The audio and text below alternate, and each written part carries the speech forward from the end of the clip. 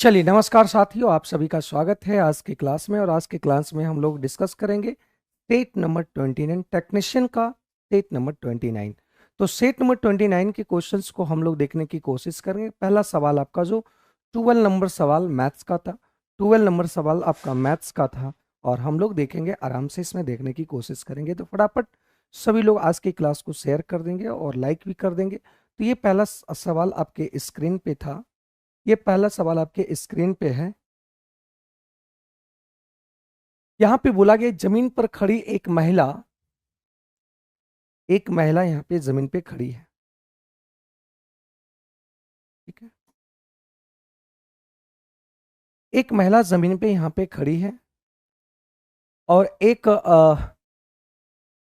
आरंभिक गति में 36 मीटर लंबे टावर के ऊपर का उन्नयन कोण, मतलब यहां से ये जो देखा गया ये 36 मीटर एक लंबा है ना खड़ी एक यहां पे है टावर है। और यहां से इस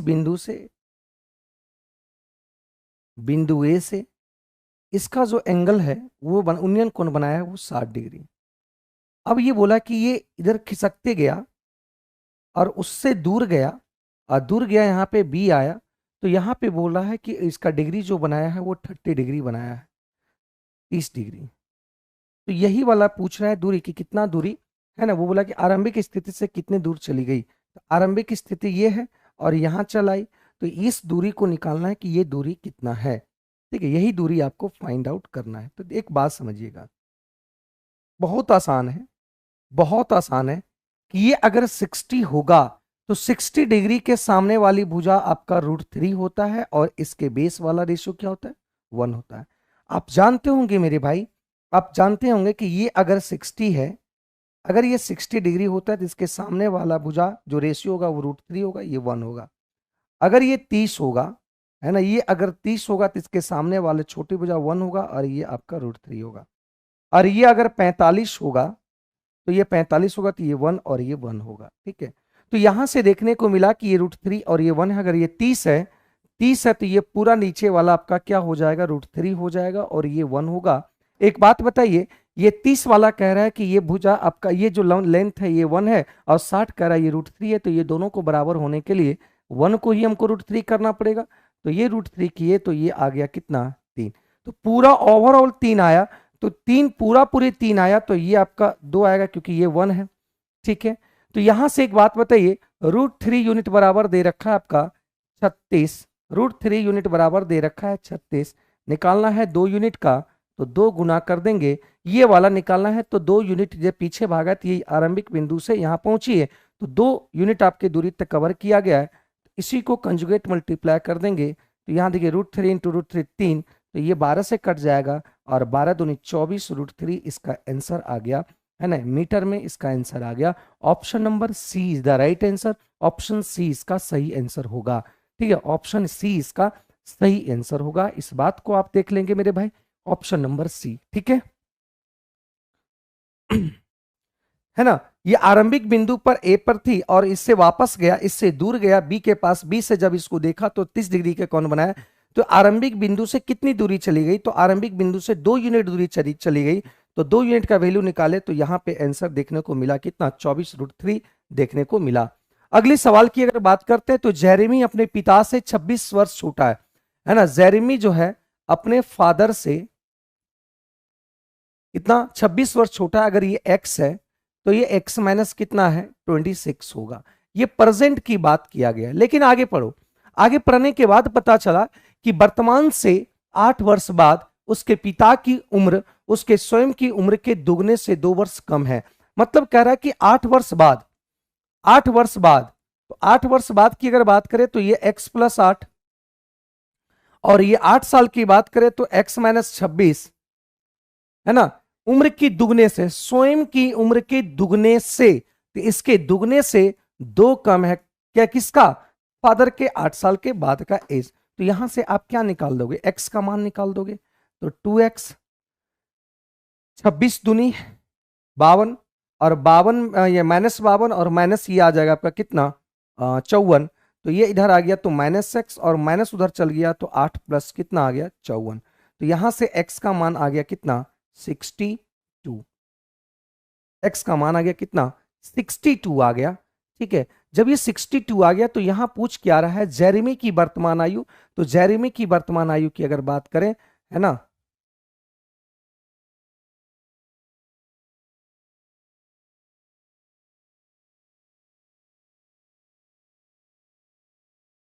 तो जेरेमी की वर्तमान आयु x-26, यहां पे दिया है 62, 62 में से 26 चला गया तो ये आ गया।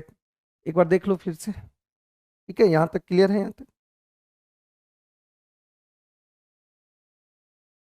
एक मिनट। हम्म, हम्म, हम्म।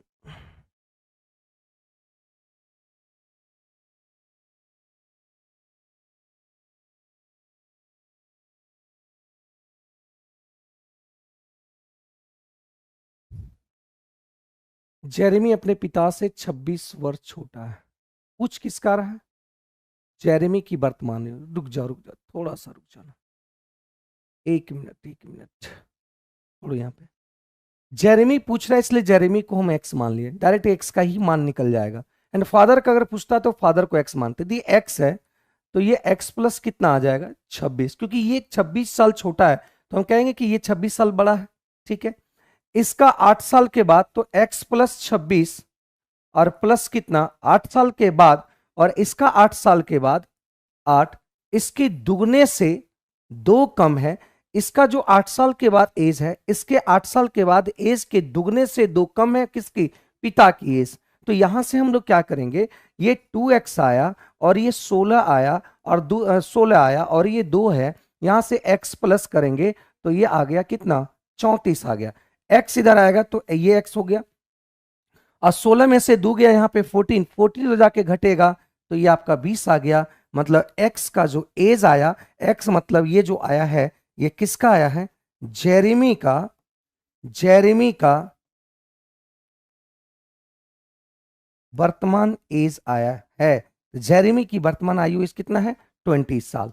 कितना है भाई 20, इसका सही आंसर होगा 20, इसका सही आंसर होगा। ठीक है, 20, जेरेमी की वर्तमान आयु कितना होगा 20 साल होगा। तो आप देख लेंगे शिवांगनी कश्यप, आपने 8 रखा है, 18 लिया है, लेकिन देखो 18 नहीं होगा, कैलकुलेशंस भी सही है, आप देख लेंगे। ठीक है, कहाँ गलती किए हैं आप उस चीज को देख लेंगे, ठीक ना। इसको लास्ट में बताएंगे, आगे बढ़ते हैं। निम्नलिखित में से किस समीकरण के मूल वास्तविक नहीं है?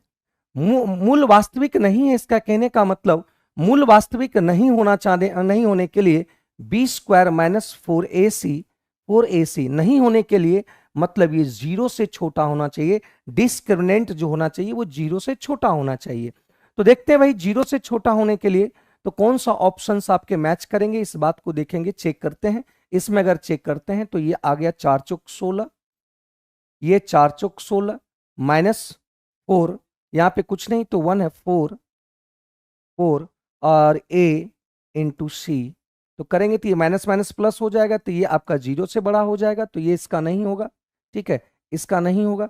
अगर इसको चेक करते हैं तो 14 का स्क्वायर करेंगे तो 196 और माइनस 4, ये 0 से क्या होना चाहिए छोटा होना चाहिए।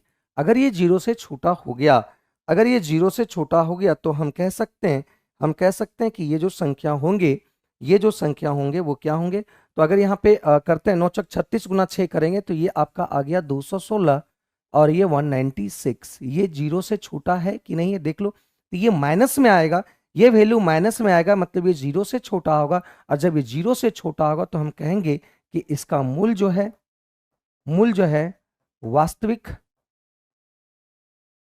नहीं होगा, अर्थात क्या होगा काल्पनिक होगा। ठीक है, अर्थात क्या होगा काल्पनिक होगा। ऑप्शन नंबर क्या हुआ, सी इज द राइट आंसर। आपको चेक करना पड़ेगा। ठीक है, क्या करना पड़ेगा, चेक करना पड़ेगा कि 0 से छोटा होना चाहिए, तो वास्तविक मूल नहीं होना चाहिए। तो वास्तविक मूल नहीं होने के लिए बीच डिस्क्रिमिनेंट जो होना चाहिए वो 0 से क्या होना चाहिए छोटा होना चाहिए। ठीक है, छोटा होना चाहिए। अगली अगर बात करें तो यहाँ पे पूरे पे रेकरिंग, ये 8 और 2 पे रेकरिंग लगा हुआ है, तो हम जानते हैं कि 182 ये 182 है, रेकरिंग जिस पे नहीं है तो उसको घटा देते हैं, और जितने पे रेकरिंग है उतना 9 और जिस पे रेकरिंग नहीं है उतना 0 लिखते हैं। तो ये आ गया 181 और ये आ गया 990। Option number A, option number ए। ठीक है, यहां पे बारंबारता की अगर मैं बात करूं तो बारंबारता की अगर बात करें तो यहां पे एक बात करो, देखो यहां पे अगर सभी को जोड़ते हैं 4 7 7 4 11, ये टोटल आ गया, ये n है, ये टोटल संख्या आ गया कितना, 19 आ गया, टोटल संख्या 19 आया। अगर यहाँ पे हम इसको जोड़ते हैं, देखो यहाँ पे ये 4 था, तो 4 और 7 कितना हो गया, 11 हो गया, और 11 और 2 कितना हो गया, 11 2 13, और 13 और 6 कितना हो गया, ये 18।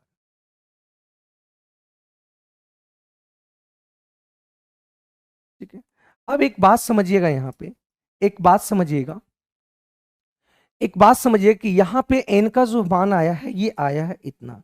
तो माध्यिका की माध्यिका को निकालने की अगर बात करें तो माध्यिका जो होगा, इस बात को थोड़ा सा ध्यान देना, जिक्र करना कि माध्यिका जो होता है मेरे भाई, माध्यिका जो होता है, इस बात को समझेंगे, ये होता है n, ये अगर ऑड है, ऑड है तो यहाँ पे n+1 का आधा होगा। तो यहाँ पे n का वैल्यू आया 19, 19 और 1 20, 20 को जब आधा करेंगे, है ना, तो ये आ जाएगा 10वां टर्म, है ना, ये क्या आ जाएगा, 10वां। तो 10वां जो यहाँ पे 10वां जो होगा, एक बात बताइए, 4 के बाद 11वां आया है, तो 4 के बाद ये टर्म आएगा, तो 4 के बाद जो भी होगा, चौथा तक टर्म आपका ये वाला हो जाएगा, लेकिन चौथा के बाद 11वां टर्म तक, 5वां 6ठा 7वां 8वां 9वां 10वां 11वां तक, तो ये वाला आएगा। तो इसका जो अंक है वो कितना है, 40 है। तो आंसर आ गया कितना, 40 इसका सही आंसर होगा, 40 इसका सही आंसर होगा। ये 10वां टर्म आया, तो 4 के बाद देखने को मिला, कम्युलेटिव फ्रीक्वेंसी इसको निकाले, 4 11 13, तो यहाँ पे देखा कि 10वां के बाद जो आएगा 5वां 6ठा 7वां इसी में आएगा 11 तक, फिर 11 के बाद जो आएगा इसमें आएगा, और 13 के बाद जो आएगा इसमें आएगा, तो 11वां 10वां टर्म आया, तो 10वां टर्म इसमें मौजूद है, तो इसका वैल्यू आ गया कितना, 40 इसका सही उत्तर होगा। ठीक है, बहुत बेहतरीन बेहतरीन सवाल दिया गया है। इस अगले सवाल को देखना, सुरभि ने 3 योजनाएं ए बी सी में कुल मिलाकर इतना रुपया इन्वेस्ट किया। तो कुल मिलाकर इतना इन्वेस्ट किया है 47,704 इन्वेस्ट, 40 इन्वेस्ट किया है। देखो यहां पे क्या बोला है कि ए का 10वां%, ए का 10वां% कितने सालों के लिए भाई, देखो एक मूलधन अपना लिया, ये मान लेते हैं ये पूरा मूलधन था ए ही, और 10% की दर से 3 सालों में, तो 10 या 30% ब्याज मिलेगा इसको ए पर। फिर अगर बी की योजना की बात करें तो बी पर कितना मिलेगा, तो 9 चौक 36% मिलेगा इसको ब्याज। फिर सी की अगर बात करते हैं तो सी को कितना मिलता है, 8 पंचे 40% मिलेगा मेरे भाई, और ये दोनों बराबर हो जाएगा। तो यहां से एक बात समझिए, कह रहा है कि यहाँ पे साधारण ब्याज समान राशि मिलता है, इससे भी इससे भी इससे भी साधारण ब्याज आपका समान मिलता है। तो यहां से अगर काटने को मिला तो यहाँ पे 15 और ये 18 और ये आपका हो जाएगा कितना, 20। ठीक है, 15 18 20, यहां से हम लोग ये कर लिए, कोई दिक्कत यहां तक।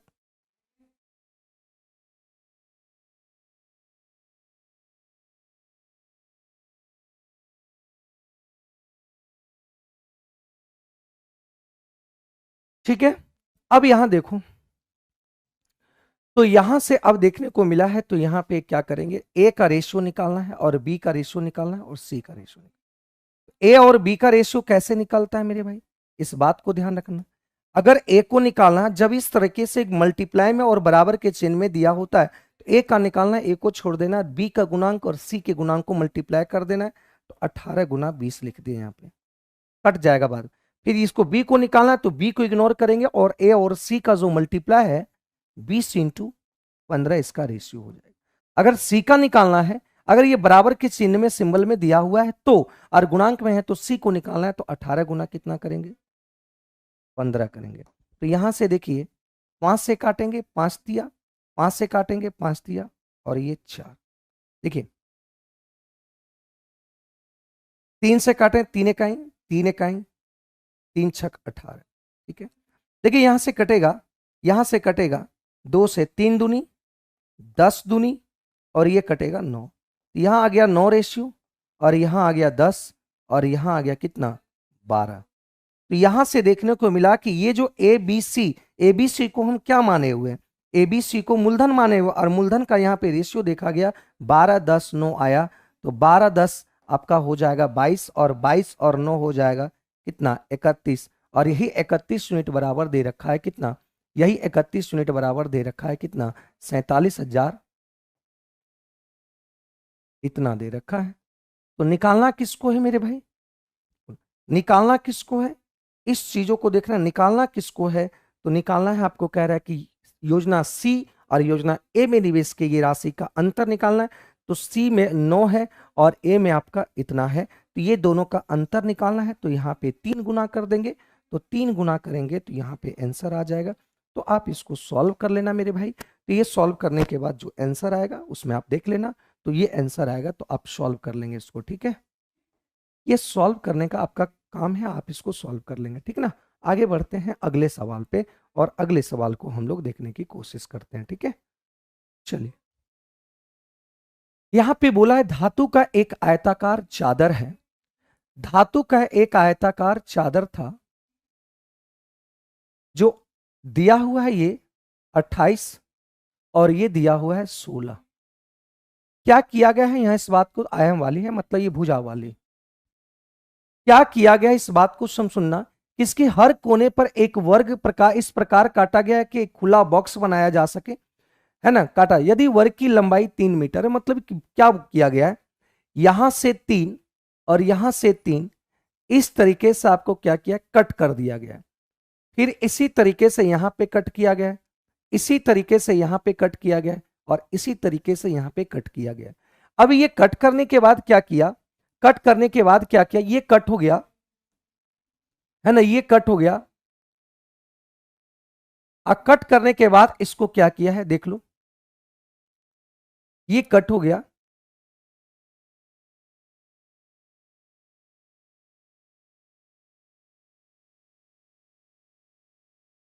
इसको कट करने के बाद ये आपका 3 था और ये भी 3 था, इसको कट करने के बाद फोल्ड किया गया, इसी को फोल्ड किया गया, इसी को फोल्ड किया गया, ठीक है। कट करने के बाद इसी को फोल्ड किया तो हाइट आपका कितना हो जाएगा, तो हाइट आपका 3 हो जाएगा, क्योंकि ये कट किया तो इसी को फोल्ड किया, इसी को फोल्ड किया, इसी को फोल्ड किया और एक बक्सा बना दिया। तो यहाँ पे बक्सा जो बनेगा ये आयताकार, ये घनवाकार बक्सा बनेगा, है ना, ये एक घनाभ बन जाएगा। तो इस घनाभ का आयतन निकालना है, तो घनाभ का वॉल्यूम अगर निकालना है तो वॉल्यूम होता है, आप जानते होंगे, L into B into H. तो L का मान 28 है, B का मान 16 है और इसका मान 3 है। तो यहां से आप आंसर निकाल दो मेरे भाई कि आंसर कितना आएगा, ठीक है। तो यहां से आप आंसर निकाल सकते हैं, ठीक है। हाइट आपका 3 आ जाएगा, ठीक है ना।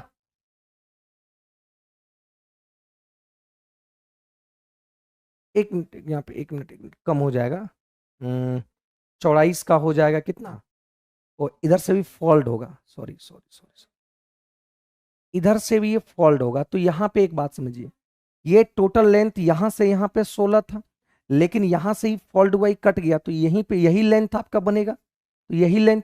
तो 16 में से 3, इधर भी 3 माइनस होगा, इधर भी 3 माइनस होगा, तो यहाँ पे आ जाएगा कितना, 16 में से 3 माइनस हो गया, मतलब ये कितना बच गया 16। क्योंकि आपका जो बनेगा ये फोल्ड यहां से होगा, ये फोल्ड यहां से होगा और इस तरीके से यहाँ पे फोल्ड होगा, तो आपकी चौड़ाई तो इतना ही रहेगा। तो ये 28 था, तो यहां से इधर 3 कम कर दीजिए और फिर इधर 3 कम कर दीजिए, तो ये जो लेंथ होगा, तो ये लेंथ कितना होगा, तो 6 कम हो गया, मतलब ये 22 हो गया। तो यहां से लेंथ आपका कितना हो गया 22, और ये 16 में से यहाँ क्या बचा 10, और हाइट कितना हो गया 3, ठीक है। तो ये आ गया कितना, ठीक है, ये 20 का आंसर हो जाएगा, 20 का आंसर हो जाएगा, ठीक है। 22 गुना 10 गुना 3, ठीक है, 660 इसका आंसर हो जाएगा, बहुत बढ़िया। तो यहाँ पे क्यों होगा, क्योंकि यहाँ पे भी 3 कम हुआ, यहाँ पे भी 3 कम हुआ, तो लेंथ आपके पास बचा कितना है 16 में 10 ही लेंथ बचा हुआ चौड़ाई, और यहाँ इसका जो लंबाई है टोटल आपका 28 था, 3 इधर से कट हो गया, 3 इधर से कट गया, फोल्ड हुआ है, तो यहाँ पे भी लेंथ आपका कितना बच गया 22। तो यहाँ पे L बचा है आपका 22 और B बचा है कितना 16, तो गुना कर देंगे, ठीक है शिवांगनी। चलिए आगे बढ़ते हैं। यहां देखिए क्या बोला गया है, किसी प्रायोगिक क्षेत्र में एक निश्चित जीवाणु की संख्या पहले वर्ष में 10% बढ़ा। तो मान लेते हैं कि यहाँ पे x था, पहले साल 10% बढ़ा, तो 10% बढ़ा, इसका मतलब कितना हुआ कि 110 बटा कितना 100। दूसरे साल दूसरे वर्ष में 8% बढ़ा, तो दूसरे वर्ष 8% बढ़ा तो 108 बटा कितना हो गया 100। अब तीसरे वर्ष 10% घट गया, मतलब ये 90 बटा कितना 100।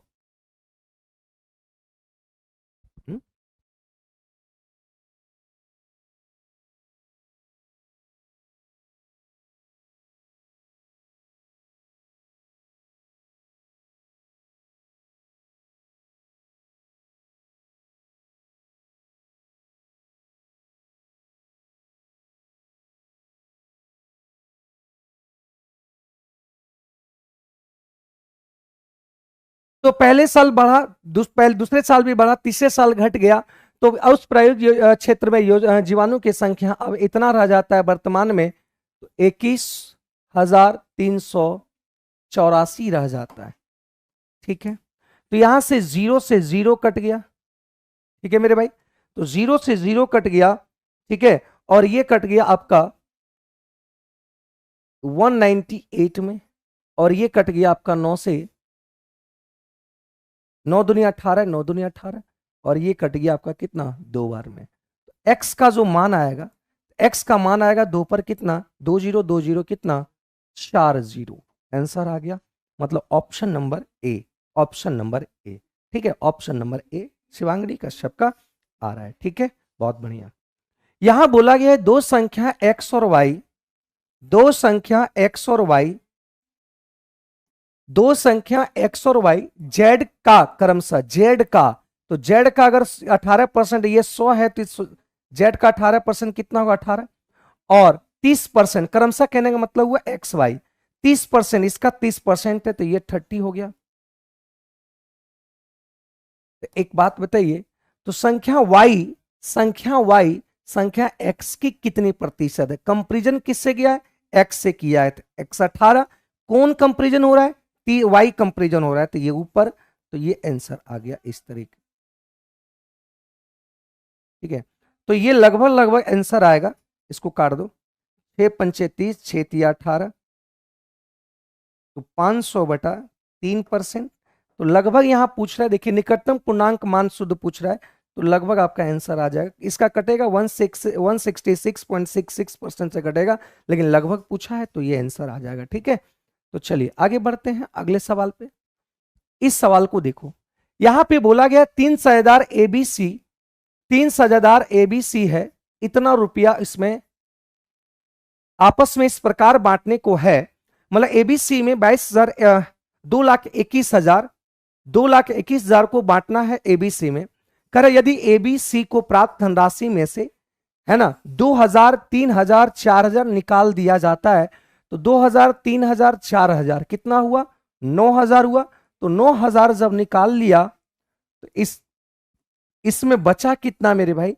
तो बचा यहां पे देखने को मिला कि ये आपका बचा 2,12,000, मतलब ये आपका शेष बचा 2,12,000।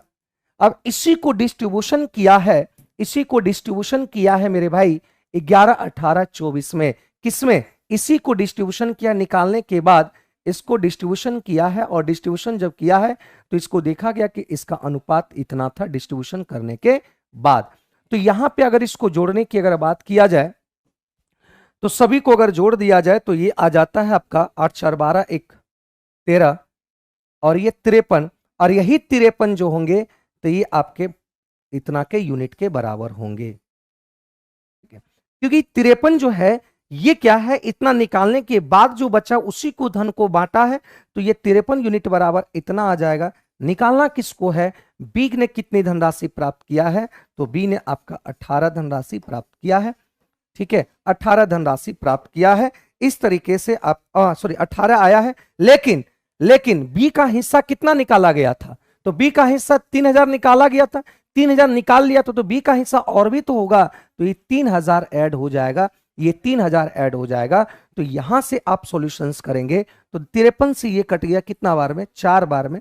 4,000, 8 चौक 18 चौक 72, और 3,000 ये हो गया कितना 75,000 आ गया। आंसर आपका ए इसका सही आंसर होगा 75,000 इज द राइट आंसर। संतोष 72,000 नहीं होगा, क्योंकि ये जो आपको दिया था ये क्या क्या निकाल लिया था, ये हिस्सा बी का ही था, बी में से 3,000 निकाल लिया था, तो इसका मूल जो पैसा होगा वो धनराशि कितना होना चाहिए, तो 75,000, ये 3,000 ऐड हो जाएगा।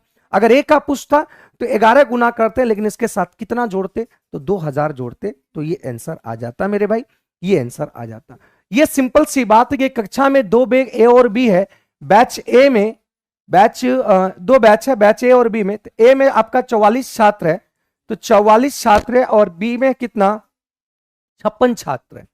तो यदि बैच ए का औसत है किलोग्राम 43 प्लस, और बी की औसत भार देखा गया कितना है 39।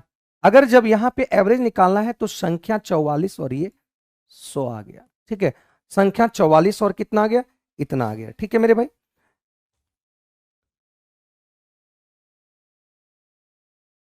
अगर इसको गुना करते हैं तो 4 तिया 12,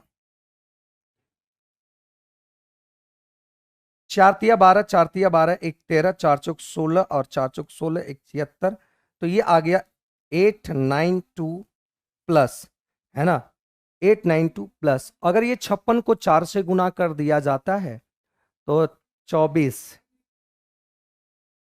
24 9 चौक 54, 21 5 तिया 15, 2100 आपका 84 आ जाता है ये टोटल, और बटा कितना हो गया, ये 100 हो गया, ठीक है। तो इसको सभी को जोड़ा जाए तो ये 6, ठीक है, 9 8 17, तो ये आ जाएगा 4076, और इसको जब इसको डिवाइड करेंगे तो ये आ जाएगा 40.76 is the right answer, option number B, option number B. इसको भी देख लेंगे, ऑप्शन नंबर बी, ये आपका एवरेज का सवाल था, ठीक है, ये भी बहुत बेहतरीन था। अगला सवाल देखने को मिल, यहां पे देखिए सवाल को कह रहा है कि ब्याज की गणना वार्षिक चक्रवृद्धि ब्याज के आधार पर किए जाने पर किसी निश्चित धनराशि पर 2.2/3 वर्ष के लिए 15% वार्षिक दर पर चक्रवृद्धि ब्याज इतना आता है। तो एक बात बताइए, रेट आपका कितना दिया है 15%, और रेट जब 15% दिया है तो इसको लिख सकते हैं 3/20, मतलब मूलधन आपका 20 था, हो गया कितना 3 ब्याज दिया तो ये हो गया 23, ये अमाउंट चक्रवृद्धि ब्याज का। चक्रवृद्धि ब्याज को अगर बनाना है तो रेशियो से बेहतर कोई मेथड नहीं होता है। तो ये 20 है, तो ये हो गया कितना 23, 2 साल तो पूरा पूरी था। लेकिन एक बात बताओ, अगर ये 3 साल होता तो हम 20-23 और लिखते, लेकिन ये 2/3 साल है, मतलब 1 वर्ष की अगर बात करें तो 1 वर्ष में रेट आपका 15 है, तो 2/3 वर्ष में कितना रेट हो जाएगा, इसकी अगर इसको निकाल लेते हैं तो ये आ गया 2/3, गुना कर देंगे तो ये आ गया 5, मतलब ये आ गया 10%। 10% कहने का मतलब 1/10, मतलब ये 2/3 साल में 2/3 जो साल है ये पूरा पूरी होता तो 20-23 हो जाता, लेकिन ये पूरा पूरी नहीं है, मतलब 2/3 साल की अगर बात किया गया है, मतलब ये आपका ये 8 महीने का है, तो 8 महीने में 10% ही आपका लगेगा, तो 10% को 10 से कितना 11, वहां पे हम निकाल दिए, इस बात को ध्यान रखना, वहां पे हमने निकाल के रखा है, ठीक है। तो यहां से जब गुना करेंगे तो ये आ जाएगा कितना 4,000, और ये गुना करेंगे तो 23 गुना 23 हो जाएगा 529, ठीक है, 23 गुना 23 529 गुना 11 करेंगे तो ये आपका आ जाएगा इतना। तो यहां पे देखिए ये आपका जो ब्याज है ये चक्रवृद्धि ब्याज है, तो यहां पे देखिए चक्रवृद्धि ब्याज कितना मिल रहा है, तो 18 और 19 चक्रवृद्धि ब्याज मिला, इतना यूनिट बराबर दे रखा है कितना, और निकालना किसको है, मूलधन निकालना है, तो मूलधन आपका यहाँ पे कितना है 4,000। तो यहाँ पे देखिए मूलधन आपका पूर्ण संख्या में, मतलब ये कटेगा तो 18 पच्चे 90 और 19 पंचे 95, तो ये 5 बार में कट गया, तो 5 चौक 20, मतलब यहाँ पे आपको देखने को मिला कि 20,000 इसका सही आंसर है, 20,000 इसका सही आंसर है, ठीक है, 20,000 इसका सही आंसर है, मतलब 35 का आपका ए आ रहा है। बहुत बढ़िया शिवांगनी, बहुत बढ़िया। चलिए आगे बढ़ते हैं अगले सवाल पे। ये सवाल थोड़ा सा कैलकुलेटिव है, इस सवाल को देखो, कैलकुलेटिव है। करा एक नाव 45 मिनट में जल प्रवाह की विपरीत दिशा, जल प्रवाह के विपरीत दिशा में, तो जल प्रवाह के जब विपरीत दिशा में जाएगा 5 किलोमीटर, तो एक बात बताइए 5 किलोमीटर विपरीत दिशा में जाएगा तो अपोजिट डायरेक्शन में नाव की चाल x है और धारा की चाल y है, तो घट जाएगा।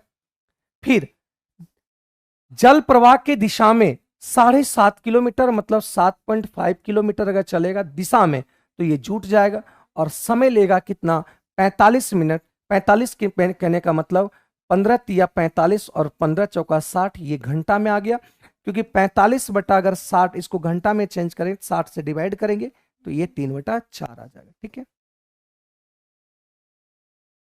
अब यहां से एक काम करते हैं, यहां पे हम दुगना गुना कर देते हैं। क्यों दुगना गुना किए? क्योंकि ये पॉइंट में था, ये पॉइंट खत्म हो जाएंगे, तो ये आ जाएगा 10 बटा,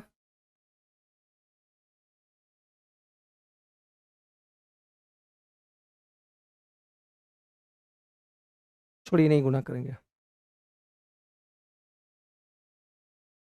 जल प्रवाह की दिशा में नहीं गुना करना ही पड़ेगा, क्योंकि जल प्रवाह ठीक है रहने दो, इसको करना ही पड़ेगा। x माइनस वाई और ये आ गया कितना 15 x प्लस वाई और ये आ गया 3/2, क्योंकि 2 2 कट जाएगा। तो चाहे ये लिखो चाहे ये लिखो, दोनों बात क्या है बराबर है, दोनों बात क्या है बराबर है। अब आगे बात करो, यहां पे अगली बात करो कि 25 मिनट में जल प्रवाह की दिशा में, जल प्रवाह की दिशा में मतलब ये डाउन स्ट्रीम ये लिख रहे हैं तो अप स्ट्रीम ये लिख रहे हैं, तो डाउन स्ट्रीम के नीचे डाउन स्ट्रीम लिखो, मतलब जल की दिशा में, तो जल की दिशा में मतलब ये 5 बटा कितना, जल प्रवाह की दिशा में 5 किलोमीटर। ठीक है, ठीक है, ठीक है, और यहां पे आ जाएगा कितना इसके 2.5 किलोमीटर, और यहां क्या आ जाएगा x माइनस वाई। तो ये समय कितना लग रहा है 25, 5 और ये 12 पंचे। ठीक है, कोई दिक्कत यहां तक? देख लो,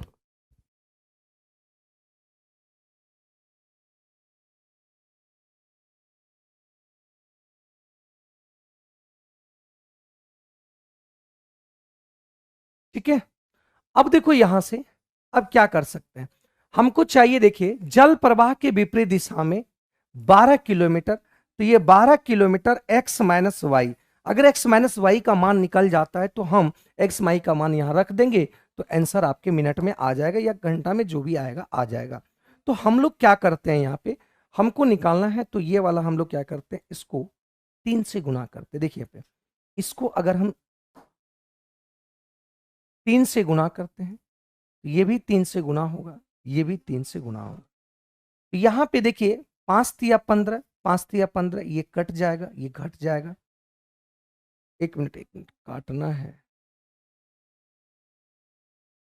चलिए रहने देते हैं, कोई दिक्कत नहीं। ये कट गया, माइनस माइनस, ये आपका हो गया कितना 4। तो यहां से देखने को मिला, एक मिनट, यहां पे हमको x माइनस वाई का मान निकालता है, डायरेक्ट x माइनस वाई वाले को ही कट करते हैं, इसको छोड़ देते हैं, प्लस वाले को कट करते हैं, प्लस वाले को कट करना है, प्लस वाले को कट करना है, इसको क्या करना है आपको रखना है, तो यहां पे इसको बराबर करना है। ठीक है, तो यहां पे एक काम करते हैं, यहां 3 गुना करेंगे, 5 तिया 15, यहां भी 3 गुना करेंगे, यहां भी 3 गुना करेंगे। ठीक तो लिखे थे, ये वाला कट हो गया और ये आपका आ गया 4, तो 3/4, 3/2 और यहां से माइनस करेंगे तो ये 5/4 आया, तो इसका एलसीएम लेंगे तो ये 4 आया, 2 दूनी तो 3 दूनी 6, 4 एक है तो ये 5, मतलब 1 बटा कितना आया 4 आया, इस सॉल्यूशंस कर कर। यहां पे देखने को मिला 10 था, ये आपका आ गया कितना 7.5, तो ये आ गया आपका कितना 7.5, मतलब ये 2.5 आया, और ये x माइनस वाई आ गया। x माइनस वाई इधर सॉल्यूशन किए तो ये कितना है 1/4 आया, तो यहां से देखने को मिला कि x माइनस वाई, ये आ गया 25 चौका 100, मतलब x माइनस वाई आ गया कितना 10, और ये 10 आया, बस यहाँ पे 10 रख देंगे, तो 12/10 अगर रखते हैं तो मिनट में निकालना, ये घंटा में आ जाएगा, तो मिनट में निकालने के लिए 12/10 गुना 60 कर देंगे, तो 12 छक 72, ये आ जाएगा मिनट में, तो आंसर आ गया ऑप्शन ए। ये कैलकुलेटिव, थोड़ा सा कैलकुलेटिव है, तो इस कैलकुलेशन को आप देखना, थोड़ा सा कैलकुलेटिव और लिखने में जो समय लगेगा, लेकिन सॉल्व करने में ज्यादा समय इसमें नहीं लगेगा, सॉल्व करने में ज्यादा समय इसमें नहीं लगेगा।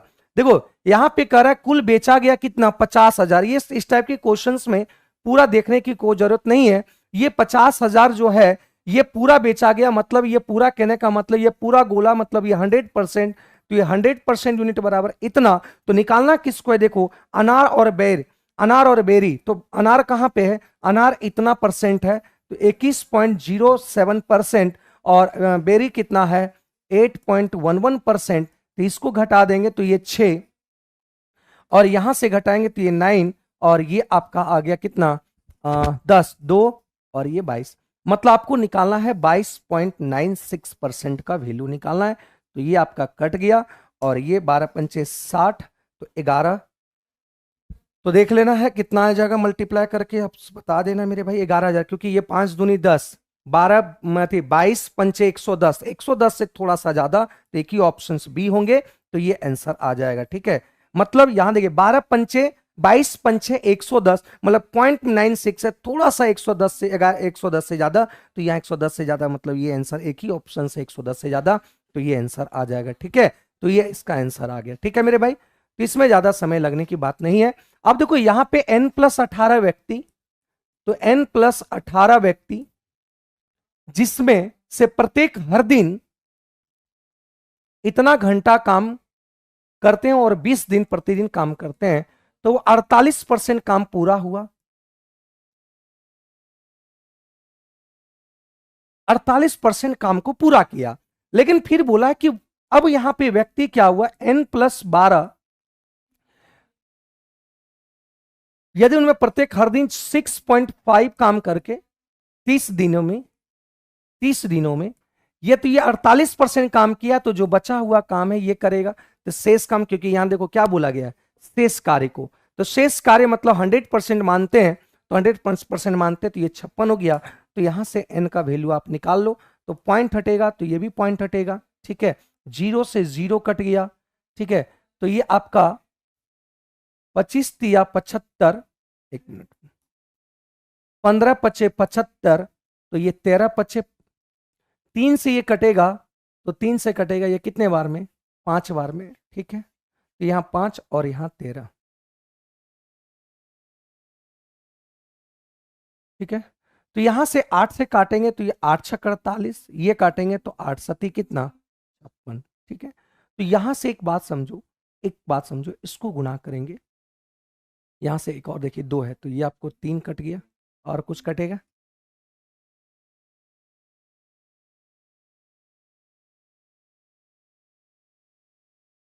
तो यहां से कट गया जाता है, ठीक है। काटे ना, से देख लो फिर से, तो 7 पचे 35, ये 35n+18 × 35, ठीक है, बराबर हो जाएगा 13 × 39 ठीक है।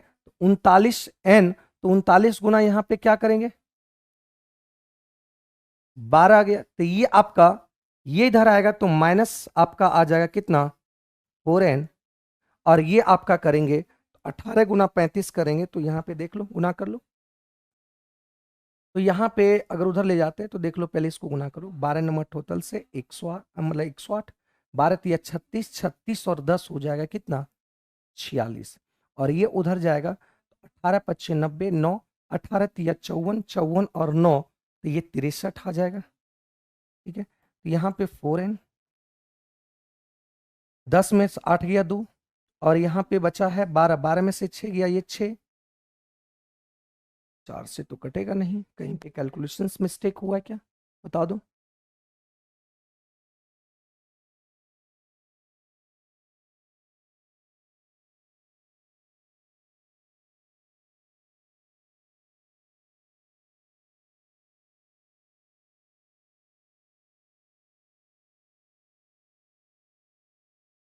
हाँ देखिए यहाँ पे गलती कर दी थी, यहाँ पे 48 है तो यहाँ पे आपका 52 होना चाहिए,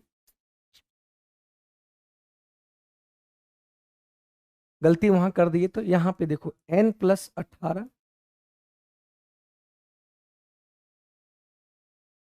इतना, और ये आपका कितना है 20 दिन, तो ये 48% काम किया, इक्वल टू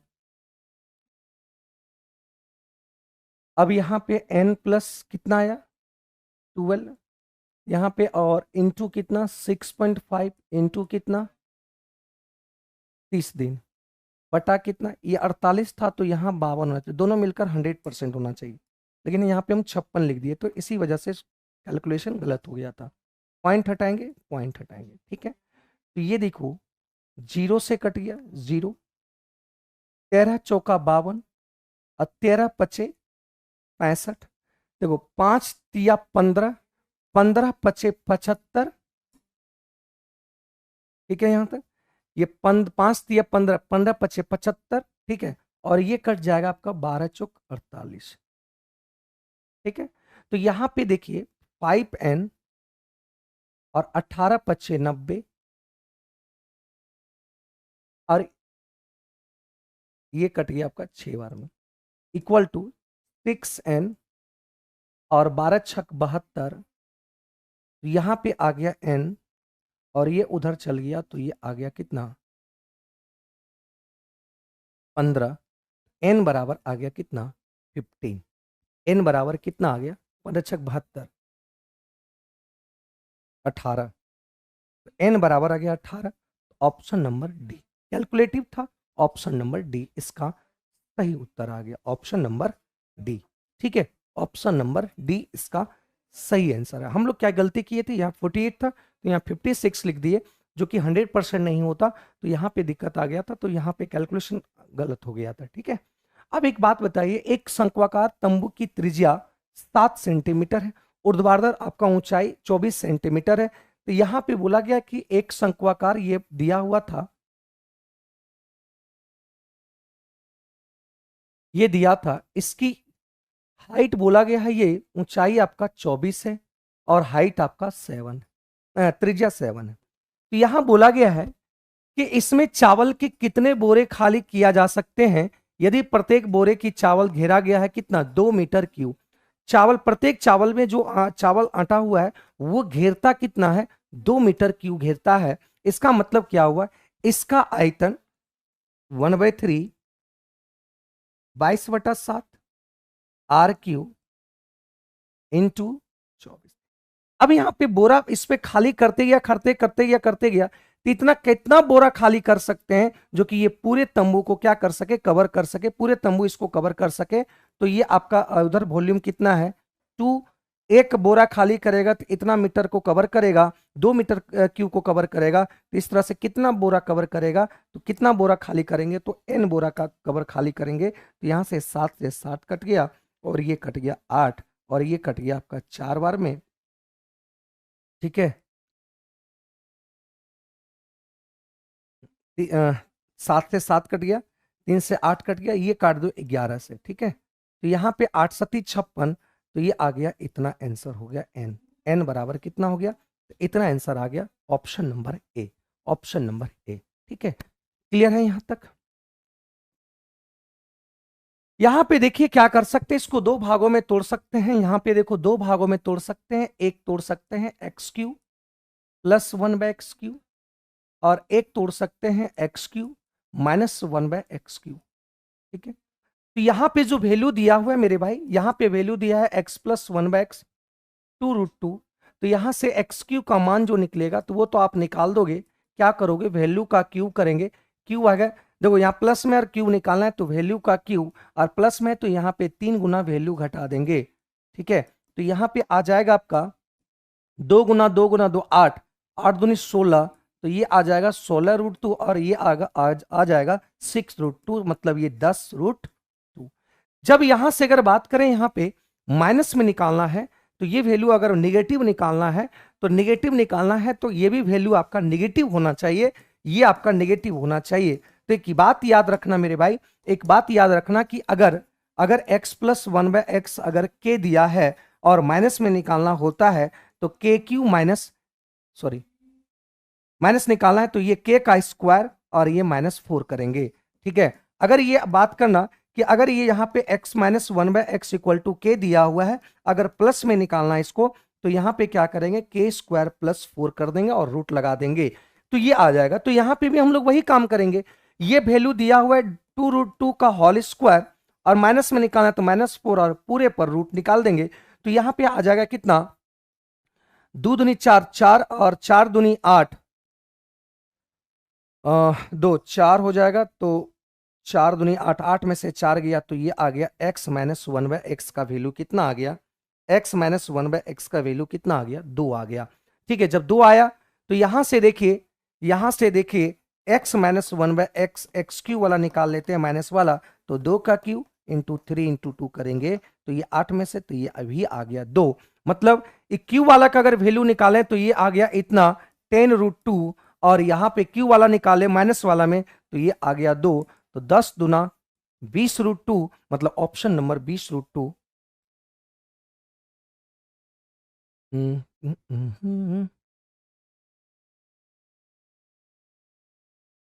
माइनस है तो ये प्लस हो जाएगा, सॉरी, तो 8 8 6 14, ये 14 हो जाएगा, ये 14 हो जाएगा, तो 14 हो जाएगा तो 140√2 आएगा, 140√2 सी आंसर आ जाएगा। ठीक है, 18 से अगर कटता है तो ये संख्या जब 18 से कटेगा तो 18 से कटने का मतलब ये संख्या आपका 9 और 2 और 9 से कटना चाहिए, तो 2 और 9 से कटने का मतलब ये होना चाहिए, तो ये तो x का जो वैल्यू होगा 2 से कटेगा मतलब इवन नंबर होगा। इवन नंबर कहने का मतलब या तो यहाँ पे 2 या तो 0 4 6 8 रहेगा, यही रह सकता है। तो यहाँ पे 9 से पहले चेक कर लो, 9 से कटने का नियम को देखते हैं, अंकों का योग 9 से कट जाना चाहिए। तो देखिए कहां कहां से काट सकते हैं इसको, देखो 7 2 9 जोड़ के, 6 3 9 जोड़ के, 6 3 9 जोड़ दिए, 7 2 9 जोड़ दिए, और 8 और 8 ये आ गया 16, और 9 से कटने का मतलब यहाँ पे 2 प्लस होना चाहिए, इसका कहने का मतलब x का मान 2 होगा, मतलब x का मान 2 डिसाइड हो गया, मतलब option number C, option number क्या आ गया, सी आ गया। ठीक है, यहां से देखिए थीटा बराबर 0 रख देंगे, तो थीटा बराबर जब 0 डिग्री रखेंगे तो यहाँ पे आ जाएगा साइन 0 बराबर 0, और ये कॉस 0 बराबर 1, ये 0 ये 1, तो 1 का स्क्वायर प्लस माइनस 1 का स्क्वायर, ये भी आंसर 2 होगा, तो option number A, option number A आ गया। ठीक है, यहां पे एक सर्कल है, दो सर्कल है, दो सर्कल है,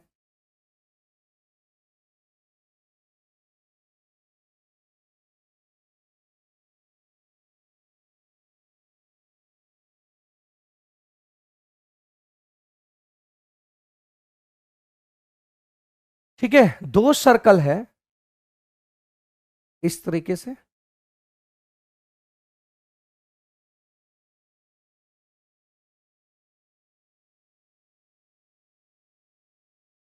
ठीक है।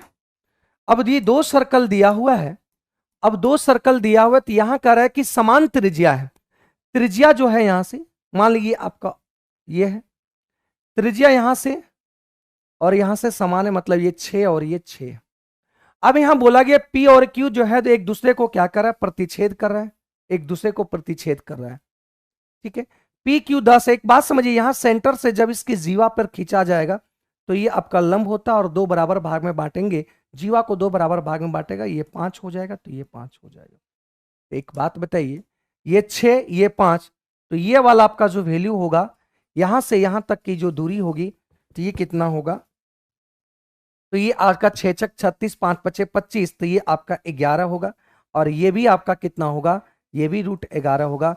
तो यहां से अगर ओ से ओ डैश निकालना है, तो ओ से ओ डैश मतलब केंद्रों के बीच की दूरी निकालना है, तो ये आ जाएगा √11 प्लस √11, तो ये आ गया 2√11 centimetre, option number A, option number ए। ठीक है, ऑप्शन नंबर ए क्लियर है, समझे बात को, ऑप्शन नंबर क्लियर है।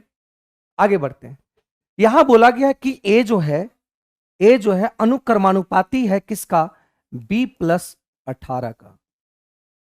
अब जानते हैं ये आपका रेशो का क्वेश्चन है, तो यहां पे अनुक्रमानुपाती है, तो इसके बदले में हम बराबर और के लिखते हैं,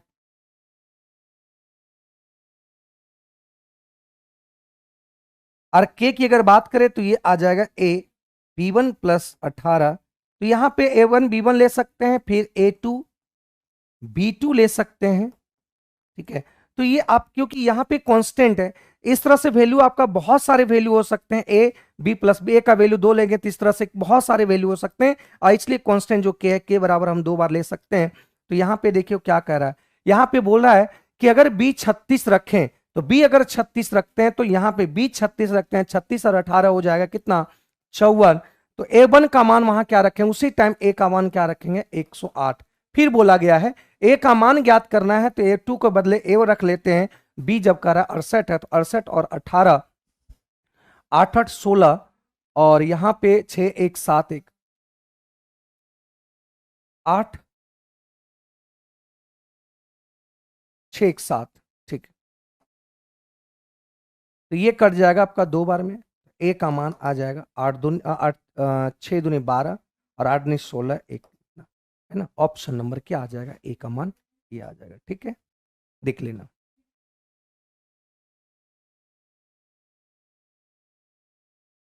यहां पे बोला गया कि एक व्यक्ति अपनी कार को 24 किलोमीटर तक 48 किलोमीटर प्रति घंटे की चाल से जाता है। 24 किलोमीटर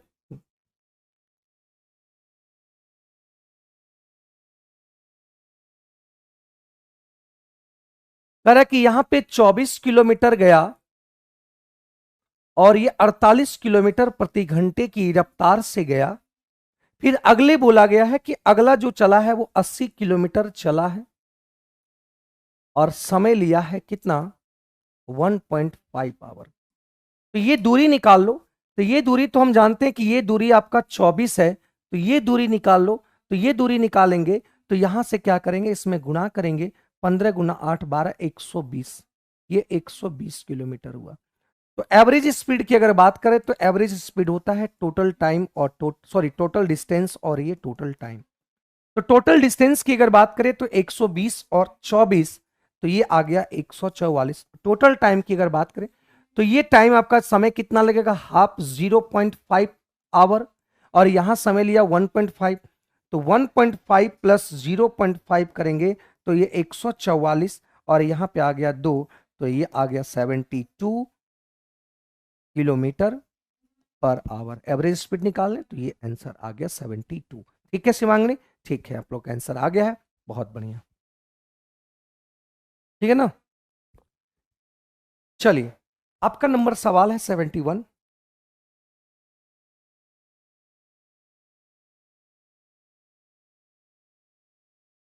यहां पे भाग भाग एक एक प्रश्न का हल करते समय सुहास ने गलती से भाज्य के रूप में एक संख्या ले ली जो मूल भाज्य से 10% कम था। उसने गलती से भाजक के रूप में एक संख्या भी ले ली जो मूल भाजक से 120% कम था। यदि भाग के मूल प्रश्न का सही भागफल 24 था और शेष इतना था तो आपको निकालना है। तो हम जानते हैं भाज्य बराबर भाजक गुना भागफल जोड़ शेष होते हैं, शेषफल। हम लोग क्या करेंगे, इस बात को देखना, हम क्या करते हैं कि एक भाज यहां लिया गलती से, तो मूल भाज मान लेते हैं कि मूल्य भाज क्या होगा, कुछ भाज मान लेते हैं, मूल्य भाज आपका डी है, और मूल भाजक मान लेते हैं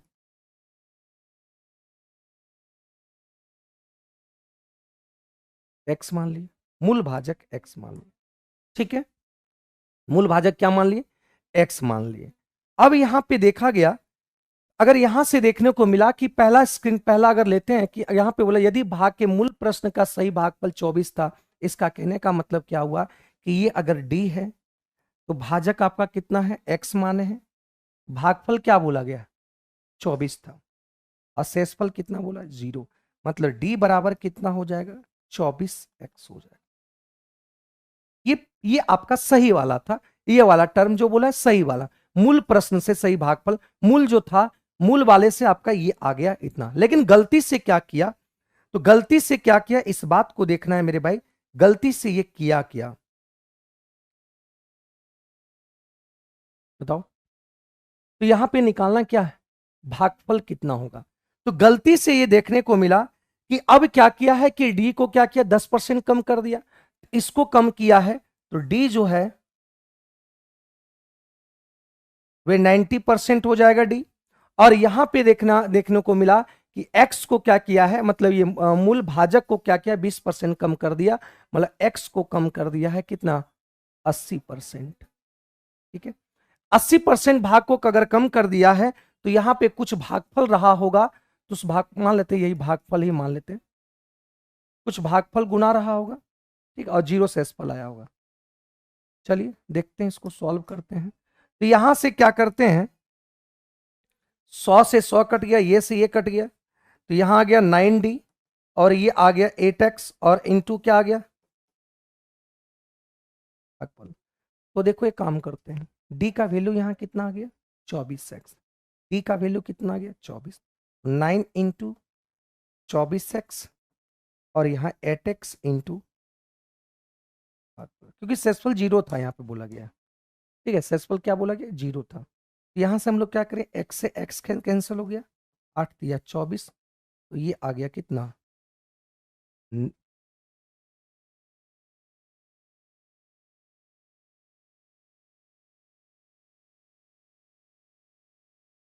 तो यहां पे आ गया कितना, 9 तिया 27, ठीक, तो ऑप्शन तो दिया है,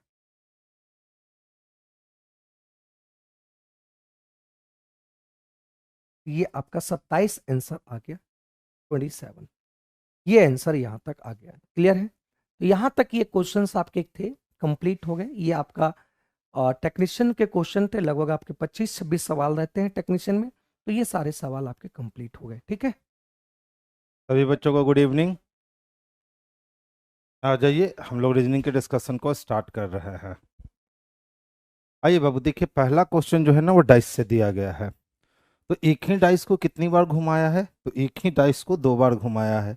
अब देखो दोनों में कितने एलिमेंट कॉमन है, तो अगर हम ध्यान से देखें यहाँ तो दोनों में एक ही एलिमेंट कॉमन है, वो एलिमेंट कॉमन कौन है, तो जी।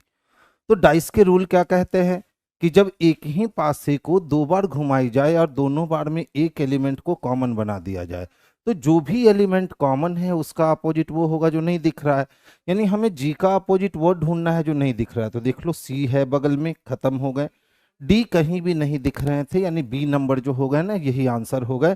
तो पहले वाले क्वेश्चंस यानी 20 नंबर क्वेश्चंस का आंसर हम किसको लगाएंगे, तो ऑप्शन नंबर बी को लगाएंगे। नेक्स्ट वन देखोगे, कहता है 6 दोस्त हैं, ए बी सी डी ई और एफ, एक वृत्ताकार क्षेत्र के चारों ओर केंद्र अभिमुख होकर बैठे हैं। तो मेरे दोस्त सबसे पहले क्या करना है ना कि इसमें एक सर्किल बनाने हैं, ठीक है। और सर्किल पे कितने लोगों को बैठाने हैं, तो 6 लोगों को बैठाने हैं। तो सबसे पहले 6 लोगों की व्यवस्था कर लो। अब जैसा कि क्वेश्चंस के अकॉर्डिंग कही गई है कि सारे लोग का फेस जो होगा वो सेंटर को देख रहा होगा, इसका मतलब केंद्र की ओर मुख है। और केंद्र की ओर मुख है तो राइट हम लोग एंटी क्लॉकवाइज मूव करेंगे और लेफ्ट हम लोग क्लॉकवाइज मूव करेंगे। अब देख लो क्या कहता है, ए डी के विपरीत बैठा है। तो ए किसके विपरीत बैठा है, तो ए जो है ना वो डी के अपोजिट में बैठा है, जो ना तो ई ना ही एफ का निकटतम पड़ोसी है। तो जो का काम मेरे भाई होता है पीछे जाकर नजदीक वाले को पकड़ना, यानी जो के जगह पे हम अगर डी को रख दे तो लाइन स्पष्टता क्या बनेगा, डी ना तो ई ना ही एफ का पड़ोसी है, तो ना तो ई और एफ को हम डी के बगल में रख सकते हैं और ना ही हम लोग डी के बगल में ई और एफ को इस साइड रख सकते हैं। तो ये दो पोजीशन ई और एफ के लिए कैंसिल हो गए। अब देख लो क्या कहता है, ई और सी पड़ोसी हैं। अच्छा बताओ, ई और सी अगर पड़ोसी दिख रहे हैं तो सी को यहाँ ई को यहाँ रख सकते हो, या सी को यहाँ ई को यहाँ रख सकते हो, दो दो कंडीशन बने। तो आप कोडिफिकेशन कर लो कि ई और सी क्या है सर, तो निकटतम पड़ोसी है। ई बी के बगल में नहीं बैठा। अब ई किसके बगल में नहीं बैठा है, तो ई कभी भी बी के बगल में नहीं बैठ सकता है, आप इसको भी कोडिफिकेशन में ले लो। ए बी के बाएं को दूसरे स्थान पे है, तो जहां भी बी होगा उसके दाएं नहीं उसके बाएं पहला नहीं दूसरा स्थान ए का होगा। यानी सी और ई जो निकटतम पड़ोसी होने वाले हैं, अब इसी प्लेस पे हम रख सकते हैं। अब देख लो एफ भी यहाँ नहीं बैठ सकता है, तो हमने एफ को यहाँ कहा।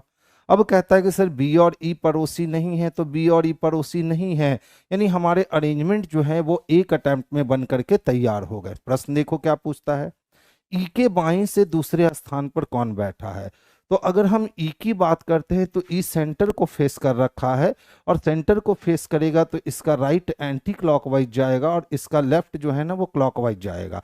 तो ई के लेफ्ट में पहला और दूसरा पोजीशन डी के लिए है।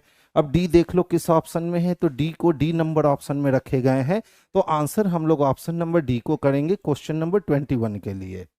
नेक्स्ट वन देखोगे, देखिए इनइक्वालिटी के प्रश्न है, और इनइक्वालिटी के प्रश्न में हम जानते हैं कि ग्रेटर ग्रेटर इक्वल और इक्वल रहने पे ग्रेटर स्ट्रांग, ग्रेटर और ग्रेटर इक्वल रहने पे ग्रेटर स्ट्रांग, ग्रेटर और इक्वल रहने पे ग्रेटर स्ट्रांग, ग्रेटर इक्वल और इक्वल रहने पे greater equal strong. Same condition lesser के साथ चलता है, यानी लेसर लेसर इक्वल इक्वल रहने पे लेसर स्ट्रांग, लेसर और लेसर इक्वल रहने पे लेसर स्ट्रांग, लेसर और इक्वल रहने पर लेसर स्ट्रांग, लेसर इक्वल और इक्वल रहने पर लेसर इक्वल स्ट्रांग। ये वाली बात आपको याद होनी चाहिए। फिर हमने एक चीज बतलाया कि अगर दोनों एलिमेंट, एक एलिमेंट के दोनों ओर मुख खुल जाए, चाहे मुख का नेचर कैसा भी क्यों ना हो, वो चाइना वॉल को क्रिएट करता है जिसको क्रॉस कर पाना संभव नहीं है।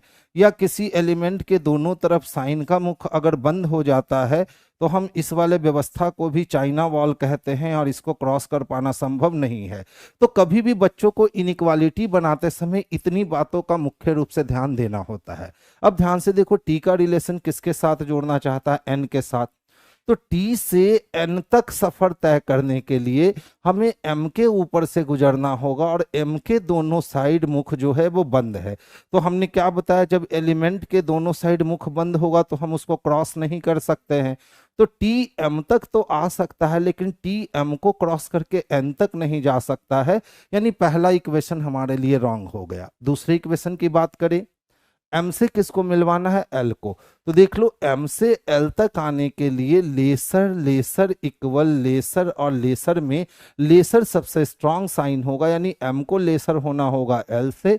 एम ऑलरेडी लेसर है एल से, यानी दूसरे नंबर ऑप्शंस को हम सही मानेंगे। तो आंसर क्या लगाओगे, तो केवल ऑप्शन बी को लगाओगे, यही इसके लिए पर्याप्त और सुटेबल आंसर होंगे।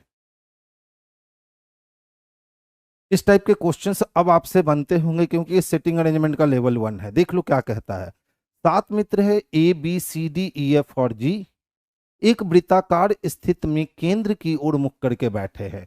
तो टोटल हमें ऐसी व्यवस्था करनी है जिसमें एक सर्किल हो, इस सर्किल पर 7 लोग बैठे हों। इस सर्किल पे कितने लोग हों, 7 लोग, और सभी के मुख कहाँ हो, तो सेंटर को फेस कर रहे हों, यानी केंद्र की ओर देख रहे हों। और जब केंद्र की ओर मुख दिखेगा तो हमें मालूम है राइट एंटी क्लॉकवाइज और लेफ्ट क्लॉकवाइज चलेंगे। अब देख लो क्या कहता है, एफ सी के दाईं ओर ठीक बगल में बैठा है, यानी जहां भी सी बैठेगा इसके दाईं ओर बगल में किसको बैठाना है, एफ को। अब कहता है सी जी के दाईं ओर दूसरे स्थान पर बैठा है, तो सी किसके, तो जी जहां बैठेगा उसके दाएं को पहला नहीं दूसरा स्थान सी का होगा। फिर कहता है ई ए के दाईं ओर तीसरे स्थान पर बैठा। अब देख लो यहाँ पे बैठने के लिए बहुत सारे जगह हैं, हम ए को रखकर पहला दूसरा तीसरा ई रख सकते हैं, या ए को रखकर पहला दूसरा तीसरा नहीं, ए को रखकर पहला दूसरा तीसरा ई रख सकते हैं, या ए को रखकर पहला दूसरा तीसरा नहीं रख सकते। तो ए के लिए कितने पोजीशन, तो एक यहाँ और एक यहाँ, दोनों में से कोई एक पोजीशन सही है और एक पोजीशन गलत है। तो कोडिफिकेशन कर लो कि ए के दाईं ओर तीसरे प्लेस पे हम किसको रख सकते हैं, तो ई को रख सकते हैं। अब देख लो क्या कहता है, बी डी और ई दोनों के बगल में बैठा है। तो बी एक ऐसा शख्स है जो डी और ई दोनों के बगल में बैठा है। क्लियर। निम्नलिखित में से कौन सा कथन असत्य है, तो चलिए अब हम लोग बैठाना इसको शुरू करते हैं।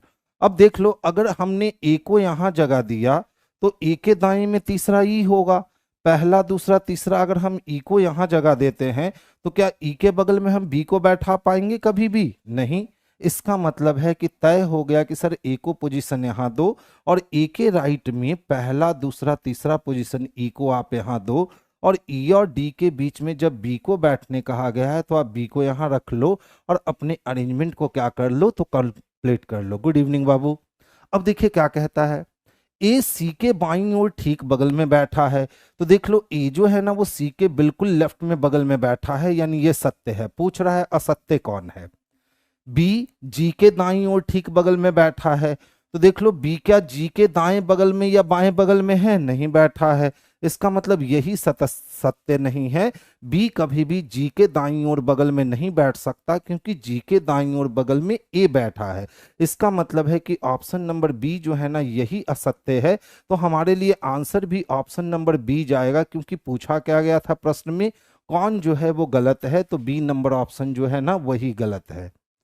नेक्स्ट क्वेश्चंस की ओर मूव करेंगे।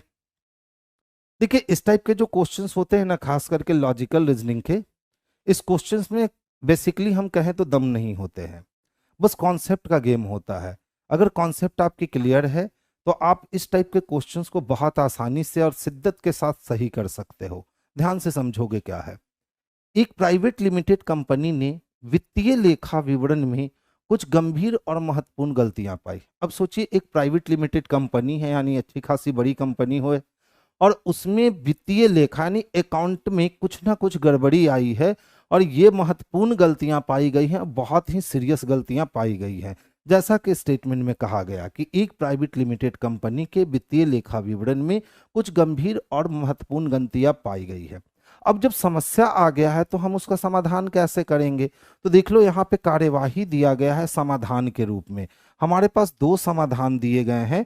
हमें तय करना होगा कि इस गलती को सॉर्ट आउट करने के लिए, इसका सुधार करने के लिए कौन सा समाधान जो है वो उपयुक्त है। तो कहता है उस प्राइवेट लिमिटेड कंपनी के खातों में गलतियों का मूल्य कारण खोजने और उपचारात्मक कार्यवाही का सुझाव देने के लिए विशेषज्ञों की एक टीम नियुक्त की जानी चाहिए। बिल्कुल हम ऐसा कर सकते हैं, क्योंकि अगर एक प्राइवेट लिमिटेड वित्तीय लेखा विवरणों में गलती हो रहा है, यानी यह गलती किसी अकाउंटेंट के द्वारा ही हुआ है। अब अकाउंटेंट की गलती पकड़ने के लिए हमें उससे अच्छे अकाउंटेंट को हायर करना पड़ेगा, तभी वो उसकी गलतियों को पकड़ सकेगा, क्योंकि जो अकाउंटेंट इस कंपनी का होगा उससे वो गलतियां नहीं पकड़ी जा रही है। तो वही कहता है कि उस प्राइवेट लिमिटेड कंपनी के खाते में गलतियों का मूल कारण खोजने और उपचारात्मक कार्यवाही का सुझाव देने के लिए विशेषज्ञों की एक टीम नियुक्त की जानी चाहिए। बिल्कुल की जानी चाहिए। इसमें शामिल सभी कर्मचारियों की गहनता से जांच की जानी चाहिए। अब बताओ, मान लो हमने नियुक्त कर लिया, उसने ढूंढ के भी निकाल लिया कि भैया यहाँ पे त्रुटि आई थी, लेकिन हम अपने जो मुलाजिम थे जिनके जिनके कारण वो गलतियां हुई, अगर उनकी हम जांच ही नहीं करवाएं तो फिर क्या होगा, वो भी लोग सीरियस नहीं लेंगे। लेकिन एक बार अगर हम उनकी भी जांच करवा लिए, जो जो इस अकाउंट की देखभाल करते थे, तो फिर वो कर्मचारी जो हैं वो आगे के समय में गलतियां नहीं करेंगे, एक्टिव हो जाएंगे। तो इसमें शामिल सभी कर्मचारियों की गहनता से जांच करनी चाहिए। ये भी एक्शन पर्याप्त है, यानी हम एक और दो दोनों के दोनों एक्शन ले सकते हैं। अब देख लो ऐसा एक्शन किसमें दिया गया है, तो ऑप्शन नंबर डी में दिया गया है। तो इसके लिए परफेक्ट आंसर जो होगा मेरे भाई वो ऑप्शन नंबर डी होगा। नेक्स्ट वन चलते हैं। देख लो कहता है सर 2 फरवरी 2007 को शुक्रवार था, तो 2 फरवरी 2008 को कौन सा वर्ष हो, कौन सा सप्ताह का दिन होगा? तो हमेशा याद रखोगे, यदि किसी साधारण वर्ष से, ऑर्डिनरी ईयर से सेम तिथि को अगर हम उसके अगले साल जाएं तो एक दिन की या 2 दिन की बढ़त होगी।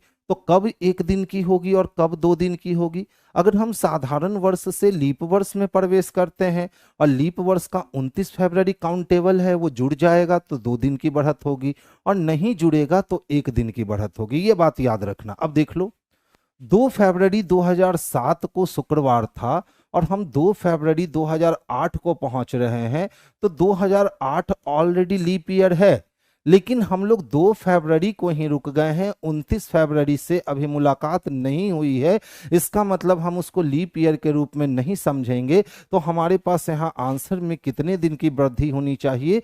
तो 1 दिन की वृद्धि होनी चाहिए, यानी फ्राइडे में 1 दिन अगर जोड़ दोगे तो आपके आंसर सैटरडे हो जाएंगे, जो कि ऑप्शन नंबर स्पष्टतः दिख रहा है। ऑप्शन नंबर दिख रहा है शिवानी, गलत है बाबू। हाँ, अगर यही हम कह देते ना कि 1 मार्च 2007 को फ्राइडे है, और फिर हम कह देते कि 1 मार्च और 2008 को कौन सा दिन होगा, तब हम कहते कि सर संडे होगा, यहाँ 2 दिन की वृद्धि हो जाती। ऐसा इसलिए होता क्योंकि यहाँ 29 फरवरी 2008 वाला 2008 वाला क्या हो जाता, तो काउंट हो जाता। ये बात हमेशा याद रखोगे। लेकिन हम कहाँ से चल रहे हैं, तो 2 फरवरी 2007 को वो कह रहा है कि फ्राइडे है, और 2 फरवरी 2008 की वो बात कर रहा है। तो यहाँ एक ही दिन की वृद्धि होनी है और ये आंसर सैटरडे हो जाने हैं। ऐसा क्यों होगा, क्योंकि 29 फरवरी 2008 में 2008 में काउंट नहीं हो पा रहा है, नहीं हो पा रहा है, नहीं हो पा रहा है। तो ये बात छोटी सी बात है, लेकिन गलती करवाने के लिए ये बात बहुत बड़ी बात हो जाती है। आप हमेशा देखोगे कि बच्चे एक दिन आगे या एक दिन पीछे चले जाते हैं। वो क्यों चले जाते हैं, उसके पीछे का रीजन क्या है, तो उसके पीछे का बेसिक रीजन यही होता है कि हम लोग जैसे ही देखे 2008 तो हम लोग समझ लेते हैं लीप ईयर है और सीधा 2 दिन जोड़ देते हैं या 2 दिन घटा देते हैं, और वहीं पे हम गलतियां करके आते हैं। तो अब इन गलतियों से नहीं आप भागोगे, बिल्कुल इन गलतियों का सामना करोगे। याद क्या रखोगे, सिंपल है, 29 फरवरी काउंटेबल है, दैट मीन्स 2 दिन बढ़ेंगे। 29 फरवरी काउंटेबल नहीं है यानी 1 दिन बढ़ेंगे। नेक्स्ट वन चलते हैं। देखो, आलोक बिंदु बी से शुरू करता है और उत्तर की ओर 5 किलोमीटर गाड़ी चलाता है, ठीक है। उसके बाद वो दाएं मुड़ता है, तो उत्तर से दायां मुड़ने का मतलब पूरब में वो 10 किलोमीटर जाता है। फिर से वो दाएं मुड़ेगा तो दक्षिण में जाएगा और 5 किलोमीटर गाड़ी चलाएगा, और अंत में वो दाएं मुड़ेगा तो दक्षिण से दायां मुड़ने का मतलब पश्चिम में मुड़ेगा, और कितना गाड़ी चलाएगा, 3 किलोमीटर, ठीक है। अब कहता है 3 किलोमीटर गाड़ी चलाता है और एक्स बिंदु पर रुक जाता है। तो एक्स बिंदु से बी बिंदु तक उसे किस दिशा में और कितना दूर जाना होगा, तो बी बिंदु यहाँ है हमारा और एक्स बिंदु हमारा यहाँ है। तो ध्यान से देखोगे, नॉर्थ 5 से साउथ 5 कट गए, वेस्ट 3 से ईस्ट 3 कट गए, यानी ईस्ट में 7 बचा। तो बी से एक्स बिंदु आने के लिए मुझे ईस्ट में 7 किलोमीटर जाने होंगे, लेकिन एक्स बिंदु से बी बिंदु जाने के लिए मुझे वेस्ट में कितने 7 किलोमीटर जाने होंगे।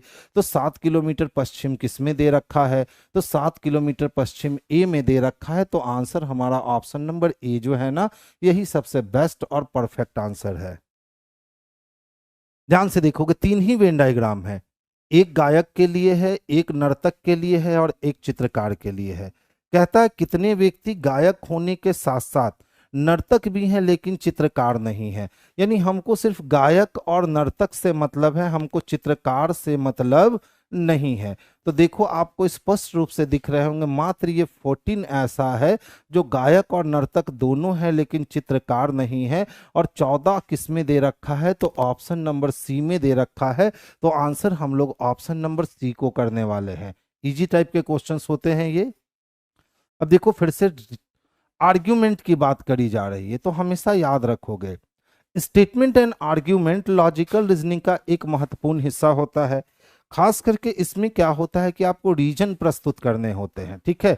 अगर आपने सही रीजन दिया तो आपके आर्ग्यूमेंट सही होंगे, और आपने अगर गलत रीजन दिया तो आपके आर्ग्यूमेंट जो होंगे ना वो गलत होंगे। तो देखो क्या कहता है, गांव एक्स के किसानों को उन फसलों की ओर रुख करना चाहिए जिनके लिए गन्ने की तुलना में सिंचाई के लिए कम पानी की आवश्यकता होती है।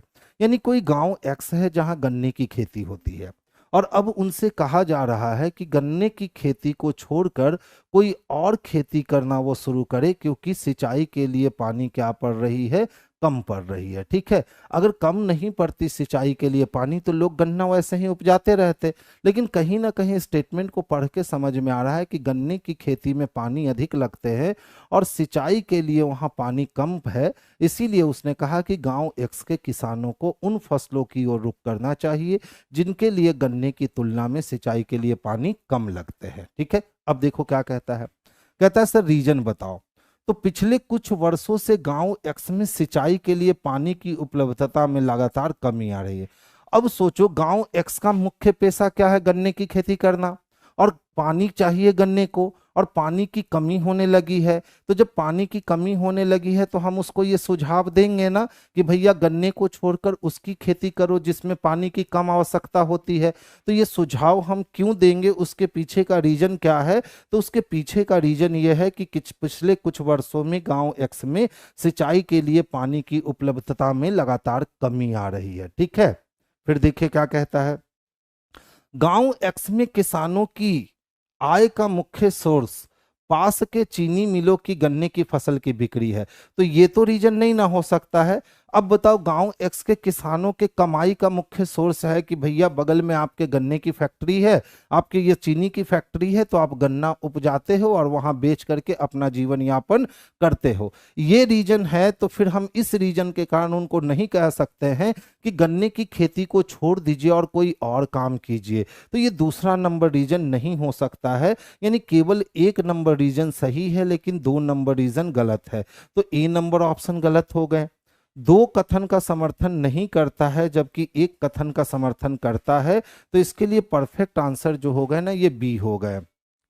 रिया बाबू सर कैलेंडर पढ़ा दीजिए। बहुत सारे डिस्कशन में वीडियो होंगे रे बच्चा। ठीक है, कोशिश करता हूं आपको कैलेंडर पढ़ाने की। देखिए क्या कहता, आमिर, आमिर, विनीत, चंद्र, चंद्रा, दिनेश, इंद्रेश, फारूक, गुरमीत और हरिओम एक वर्गाकार मेज के केंद्र की ओर मुख करके बैठे हैं।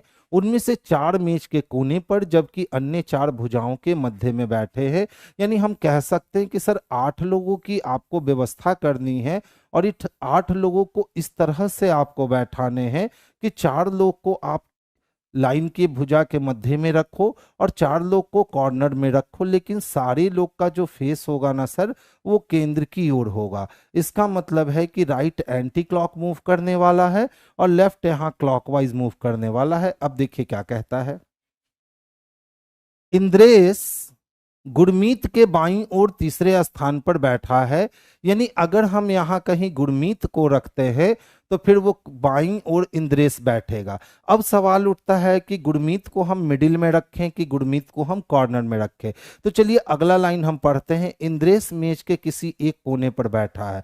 यानी इंद्रेश को मेज के कोने पर बैठाना है तो गुरमीत को, किसको, गुरमीत को भुजा के मध्य में बैठना होगा। तभी इसके लेफ्ट में पहला, दूसरा और तीसरा स्थान जो आएगा वो इंद्रेश के लिए आएगा। किसके लिए आएगा? तो इंद्रेश के लिए। अब देख लो क्या कहता है। विनुत फारूक के दाईं ओर दूसरे स्थान पे बैठा है। तो कहीं पे फारूक बैठेगा और फारूक के दाईं ओर पहला नहीं जो दूसरा स्थान होगा, उस दूसरे स्थान पे किसको बैठना है बाबू? तो विनीत को बैठना है। ठीक है, अब देख लो अगला लाइन क्या कहता है। फारूक मेज के किसी एक कोने पर नहीं बैठेगा। तो फारूक को हम यहां नहीं रख सकते क्योंकि मेज का कोना है, और फारूक को हम यहां भी नहीं रख सकते, फारूक को यहां भी नहीं। तो जहां भी फारूक को रखेंगे तो ये 2 और 3 प्लेस। अच्छा बताओ, अगर फारूक को हम यहां रखते हैं तो इसके दाएं में दूसरा विनीत नहीं रख सकते। फारूक को यहां रखे तो इसके दाएं में दूसरा विनीत, या फारूक को यहां रखे तो इसके दाएं में दूसरा विनीत। यानी फारूक के लिए 2 पोजीशन बनते हैं। फारूक के लिए कितने पोजीशन? तो 2 पोजीशन बनते हैं। दोनों में से कोई एक पोजीशन पे फारूक आकर के बैठ सकता है। आगे चलिए। फारूक इंद्रेश के ठीक बगल में नहीं बैठा। अब बताओ, अगर इंद्रेश के ठीक बगल में फारूक नहीं बैठा तो ना तो फारूक को आप यहां रख सकोगे ना ही फारूक को यहां। तो फारूक के 2 पोजीशन मिल रहे थे, 2 में से ये पोजीशन इस कारण कट गए क्योंकि फारूक इंद्रेश के बगल में नहीं बैठा। तो अब आपको फारूक को जो है वो इस कंडीशन पे रखना होगा और इसके दाएं में पहला नहीं दूसरा आपको विनीत को जगह देनी होगी। तो यहाँ विनीत हो गया। आगे चलते रहो, रुकना नहीं है। हरिओम अमीर के ठीक बगल में बैठा है। अब बताओ, हरिओम जब अमीर के ठीक बगल में बैठा है तो हरिओम और अमीर के लिए यही 2 जगह बचते हैं। यहाँ दोनों को एक साथ नहीं बैठा सकते। हरिओम मेज के किसी भी भुजा के मध्य में नहीं बैठा। तो हरिओम जब मेज के भुजा के मध्य में नहीं बैठा तो हरि ओम जी को हम लोग कहाँ बैठा सकते हैं? तो हरि ओम जी को मेज के किनारे पर बैठा सकते हैं। और हरि ओम किसके ठीक बगल में है? तो आमिर के। तो यहाँ किसको बैठा सकते हैं? तो आमिर को। अभी भी 2 घर बचे हुए हैं, आगे चल दो। हरिओम और चंद्रा के बीच केवल 3 व्यक्ति हैं, तो हरिओम और चंद्रा के बीच 1 2 3 व्यक्ति हैं, यानी चंद्रा को हमें यहाँ जगह देना होगा। अब कहता है दिनेश के बाईं ओर, तो इकलौता दिनेश जो बचा उस दिनेश को आप यहाँ रख लोगे और आपके अरेंजमेंट जो है ना वो पूरे हो जाएंगे। तो दिनेश का मुख तो सेंटर की ओर है, तो इधर जाने पर दिनेश का राइट और इधर जाने पर दिनेश के लेफ्ट, तो दिनेश के लेफ्ट में पहला, दूसरा और तीसरा आमिर मिल रहा है। आमिर किस में है, तो ऑप्शन नंबर बी में दे रखा है। तो आंसर हमारे लिए ऑप्शन नंबर बी जो है ना यही परफेक्ट और सुटेबल आंसर हो जाएंगे। तो आंसर नंबर बी को कर लेना। अच्छा सेटिंग अरेंजमेंट था, टाइम टेकन था। अच्छा देख लो क्या कहता है, कोडिंग डिकोडिंग है। यदि पहले और अंतिम अंक विषम है तो पहला अंक भी ऑड है और अंतिम अंक भी ऑड है, तो दोनों को एल के रूप में कोडबद्ध कर दो, यानी फर्स्ट और लास्ट एल चाहिए। तो ये वाली ऑप्शन कैंसिल हो गई, ये वाली ऑप्शन कैंसिल हो गई। अब ध्यान से देखो दूसरा क्या कहता है, यदि पहले और अंतिम सम संख्या है तो सम संख्या तो नहीं है, तो कट गया। अब दोनों में कॉमन क्या है, तो एल एच जे तक देख लो कॉमन है, सिर्फ के में और डी में डिफरेंट है, यानी पीछे से लास्ट से दूसरा, तो लास्ट से दूसरा 8 है और 8 के लिए हम लोग डी को यूज करने वाले हैं, यानी एल से पहले लास्ट में डी चाहिए। यहाँ के है, बी नंबर ऑप्शन कैंसिल हो गए और ए नंबर ऑप्शन पर्याप्त रूप से हमारे लिए आंसर हो गए। बिल्कुल सही है। देखो एक कूट भाषा में फील एट होम को 4 to 4 लिखते हैं, ठीक है, और चेक द लॉन्ड्री को 537, बहुत इजी है। फील 4 लेटर का मिलकर बना, इसके लिए आपने 4 लिखा। होम भी 4 लेटर का मिलकर बना, आपने 4 लिखा। एट मात्र 2 ही लेटर के मिलकर बने हैं तो आपने 2 लिखा। इसी तरह से अगर चेक की बात करें तो 5 लेटर का है, द की बात करें तो 3 लेटर का है और लॉन्ड्री की बात करें तो 7 लेटर का है। अब कहता है द कीट इज फ्लाइंग को कैसे लिखोगे, तो द में 3 लेटर यूज किए गए हैं, काइट में 4 लेटर यूज किए गए हैं, इज में 2 लेटर और फ्लाइंग में टोटल 2 4 2 6 लेटर यूज किए गए हैं, यानी 34 26 चाहिए, जो स्पष्टता ऑप्शन नंबर बी में देखने को मिल रहा है। तो आंसर हमारे लिए ऑप्शन नंबर बी जो है यही बेस्ट और परफेक्ट आंसर है। अच्छा ध्यान से देखो क्या है हमारे पास, सीरीज 29 है, 33 है, वाट है, 113 है, 369 है, यही है ना। अंतर देख लो, तो अगर हम यहाँ अंतर देखें तो 4 का अंतर है। अगर यहाँ आप अंतर देखने की कोशिश करोगे तो 9 में से 3 गए 6 और 6 में से 1 गया 5 और ये 256। क्या आप कह सकते हो कि सर ये तो 2 का स्क्वायर है, ठीक है, लेकिन ये कितने का है, तो सर ये 16 का स्क्वायर है। तो यहाँ कितने होने चाहिए, तो यहाँ 4 का स्क्वायर होना चाहिए, यहाँ 4 का स्क्वायर होना चाहिए और यहाँ से यहाँ आने के लिए 8 का स्क्वायर होना चाहिए, यानी हमेशा दुगना, 2 का स्क्वायर, 2 दूना 4 का स्क्वायर, 4 दूना 8 का स्क्वायर, 8 दूना 16 का स्क्वायर। तो यहाँ 4 चको 16 आपको ऐड करने होंगे, 16 ऐड कर दो, 6 3 9 हो जाएंगे, 3 1 4 हो जाएंगे, 49 चाहिए। 49 ऑप्शन नंबर बी में स्पष्टता दिख रहा है। तो आंसर हमारे लिए ऑप्शन नंबर बी जो है यही इसके लिए बेस्ट और परफेक्ट आंसर है। नेक्स्ट वन देखोगे।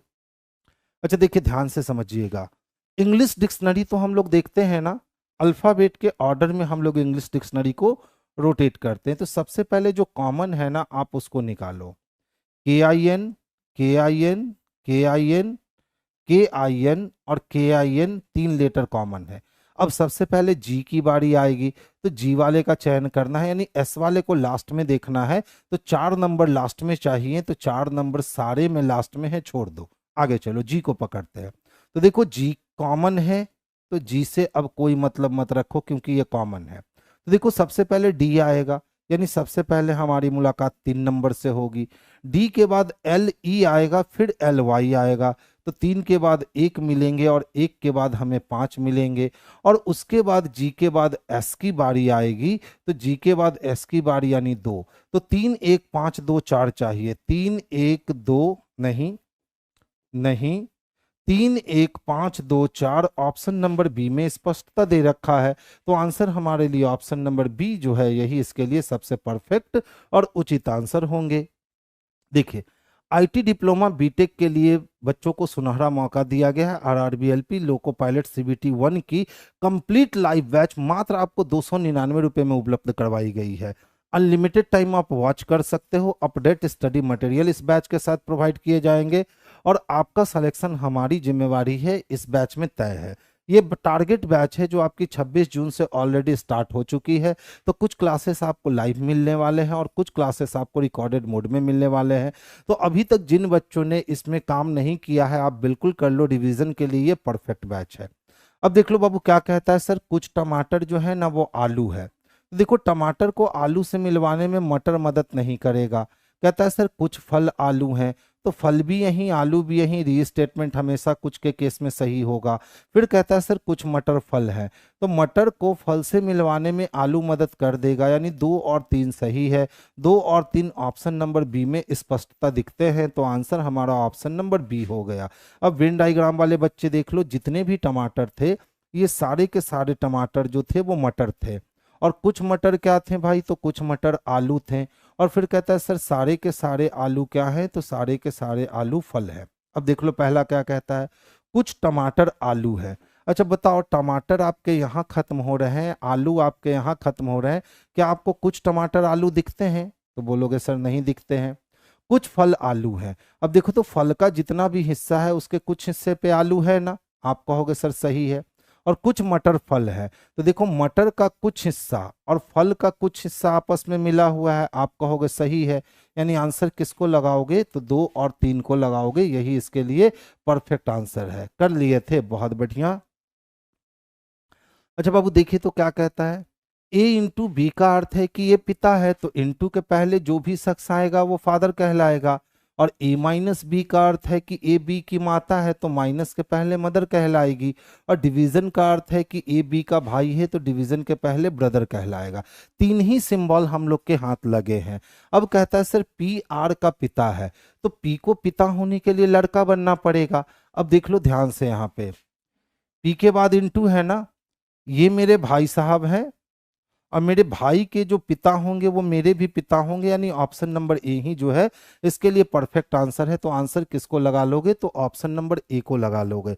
आगे जाने की कोई जरूरत नहीं है, 1 मिनट रुक जाओगे। मुझे सिर्फ आंसर थोड़े ना देने हैं, आपको एक्सप्लेन करके समझाने भी है। आप आंसर दे सकते हो मुझसे पहले, बिल्कुल। चलिए आइए देखिए क्या दे रखा है, तो हमारे पास सीरीज है। अब ध्यान से देखोगे, m की प्लेस वैल्यू 13 में से 2 कम कर लो 11 हो जाएंगे। 11 में से 2 की कमी कर दोगे 9, और 9 में से 2 की कमी करोगे तो 7 होंगे, और 7 में 2 की कमी करोगे तो 5। सारे में जी दे रखा है। अब देख लो दूसरे प्लेस में सारे में ई दे रखा है, तो आपको दूसरा प्लेस चेक करने की कोई जरूरत नहीं है, सीधे तीसरे प्लेस पे पहुंचो। तो देखो 20 से 19 हुए, 19 से 18 हुए, तो 18 से कितने होंगे सर, तो 17 होंगे।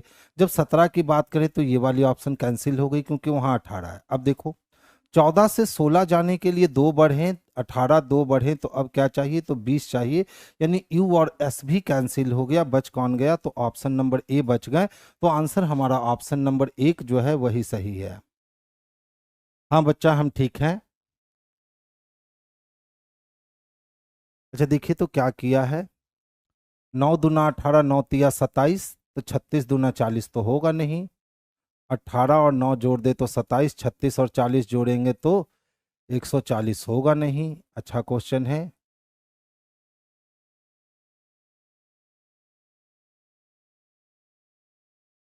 45, तो 9 पचे 45, 180, 3 पचे 15, 6 पचे 30। देख लो मिल गया जी लॉजिक, आसान सा लॉजिक है। पहले 18 को और 27 को आप ऐड कर लो, तो ये टोटल कितने हो गए, तो 45 हो गए। अब बीच वाले से काट दो, तो 9 पचे कितने आ गए, 45 आ गए। यानी बीच वाले से काटने के बाद 5 आते हैं। इसी तरह से आप क्या करो ना कि 40 को और 140 को जोड़ लो, तो कितने हो जाएंगे, तो 180 हो जाएंगे। बीच में कितना दे रखा है, 36 दे रखा है। 36 से अगर काटोगे तो 3 पचे 15, 6 तिया 18, यानी 5 बार में 180 कट जाएंगे। तो अब देख लो यहाँ आपके पास 40 दिए गए हैं और यहाँ आपके पास x दिए गए हैं, और अब इसको जोड़ करके किससे काटने हैं, 13 से काटने हैं, तो आपके पास 5 आने चाहिए। तो आप कहोगे सर 5 आने के लिए 13 पचे 65 यहाँ होना चाहिए, तो x का वैल्यू यहाँ कितना होना चाहिए, तो x का वैल्यू सर यहाँ 25 होना चाहिए, तभी आप 65 पूरा कर सकते हो। 25 किस में दे रखा है, तो ऑप्शन नंबर ए में दे रखा है, तो आंसर हमारा ऑप्शन नंबर ए जाएगा। देखिए क्या कहता है, दिए गए चिन्ह के परस्पर स्थान बदल दीजिए तो निम्नलिखित में से कौन सा समीकरण सही होगा। अगर हम माइनस और इंटू के स्थान को क्या करते हैं, बदलते हैं, तो यहाँ इंटू रख लो, यहाँ माइनस रख लो। तो पहले तो दो चको 8 कट गए, अब 4 कितने हो गए, तो 12 हो गए, और 12 को माइनस करना है 11 में, तो -1 और +5, ऑप्शन नंबर ए ही इसके आंसर हो जाएंगे। तो आगे जाने की हमें जरूरत नहीं है, लेकिन कहता है कौन सा समीकरण सही नहीं होगा। अच्छा, ये पूछ रहा है कौन सा समीकरण सही नहीं होगा, वही मैं सोचा इतनी आसानी से कैसे बन गए। तो देख लो, इंटू के जगह आप माइनस करोगे और माइनस के जगह आप इंटू करोगे, तो देख लो 2 दूना 4 कट गए, 6 दूना 12 हो गए, 12 और 7 कितने हो जाएंगे, तो 12 और 7 19 हो गए, और 19 में से 8 घटा तो 11 बच गए, यह भी सही है। इंटू को माइनस और माइनस को इंटू करने पर 4 चको कितने कट गए, तो 16 कट गए, ठीक है।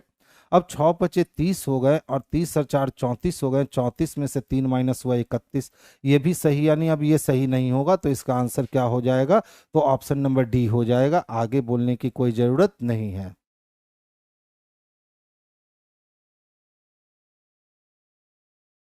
अच्छा, नवीन सर को टीआरई 3 का 11-12 का कटअप बताने को कहें।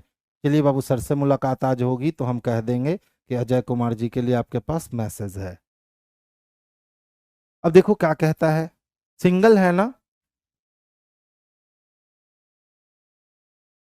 अच्छा सिग्नल है। अच्छा बताओ, एस का अपोजिट क्या होता है, एच होता है, बोलो सही है।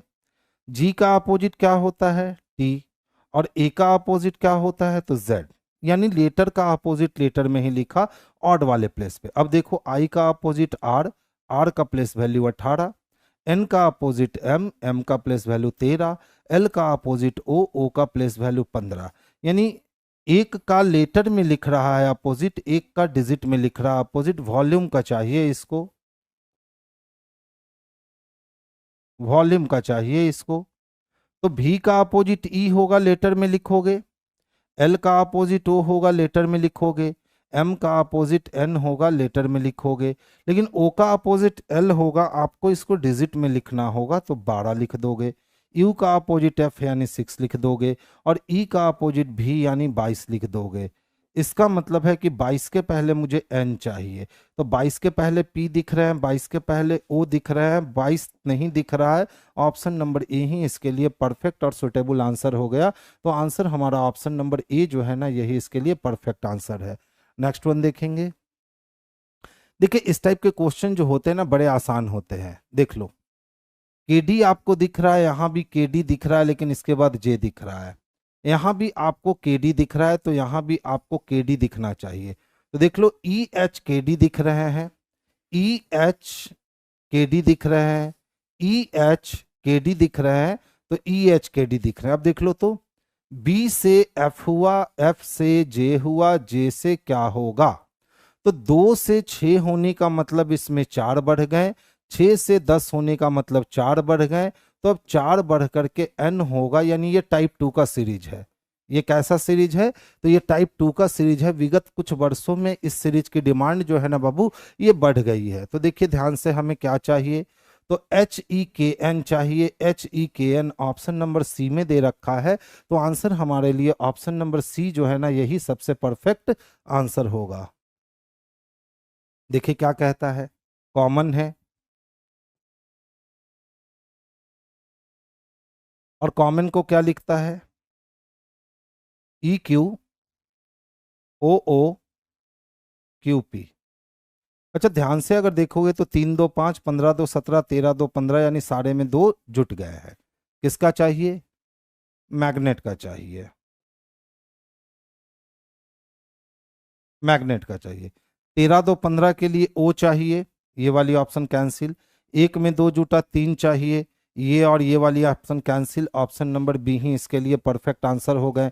आगे सोचने की कोई जरूरत नहीं है।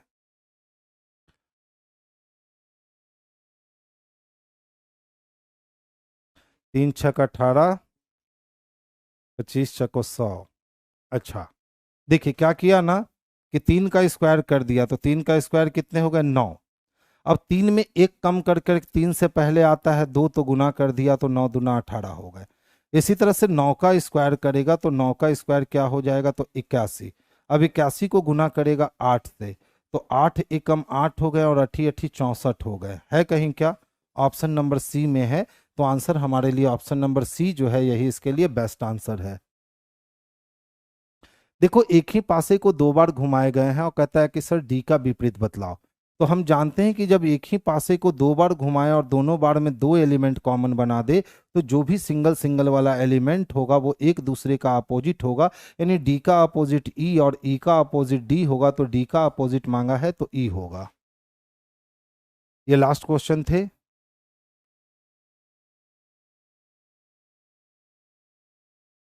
आज की सभा हमारी यहीं बर्खास्त होती है।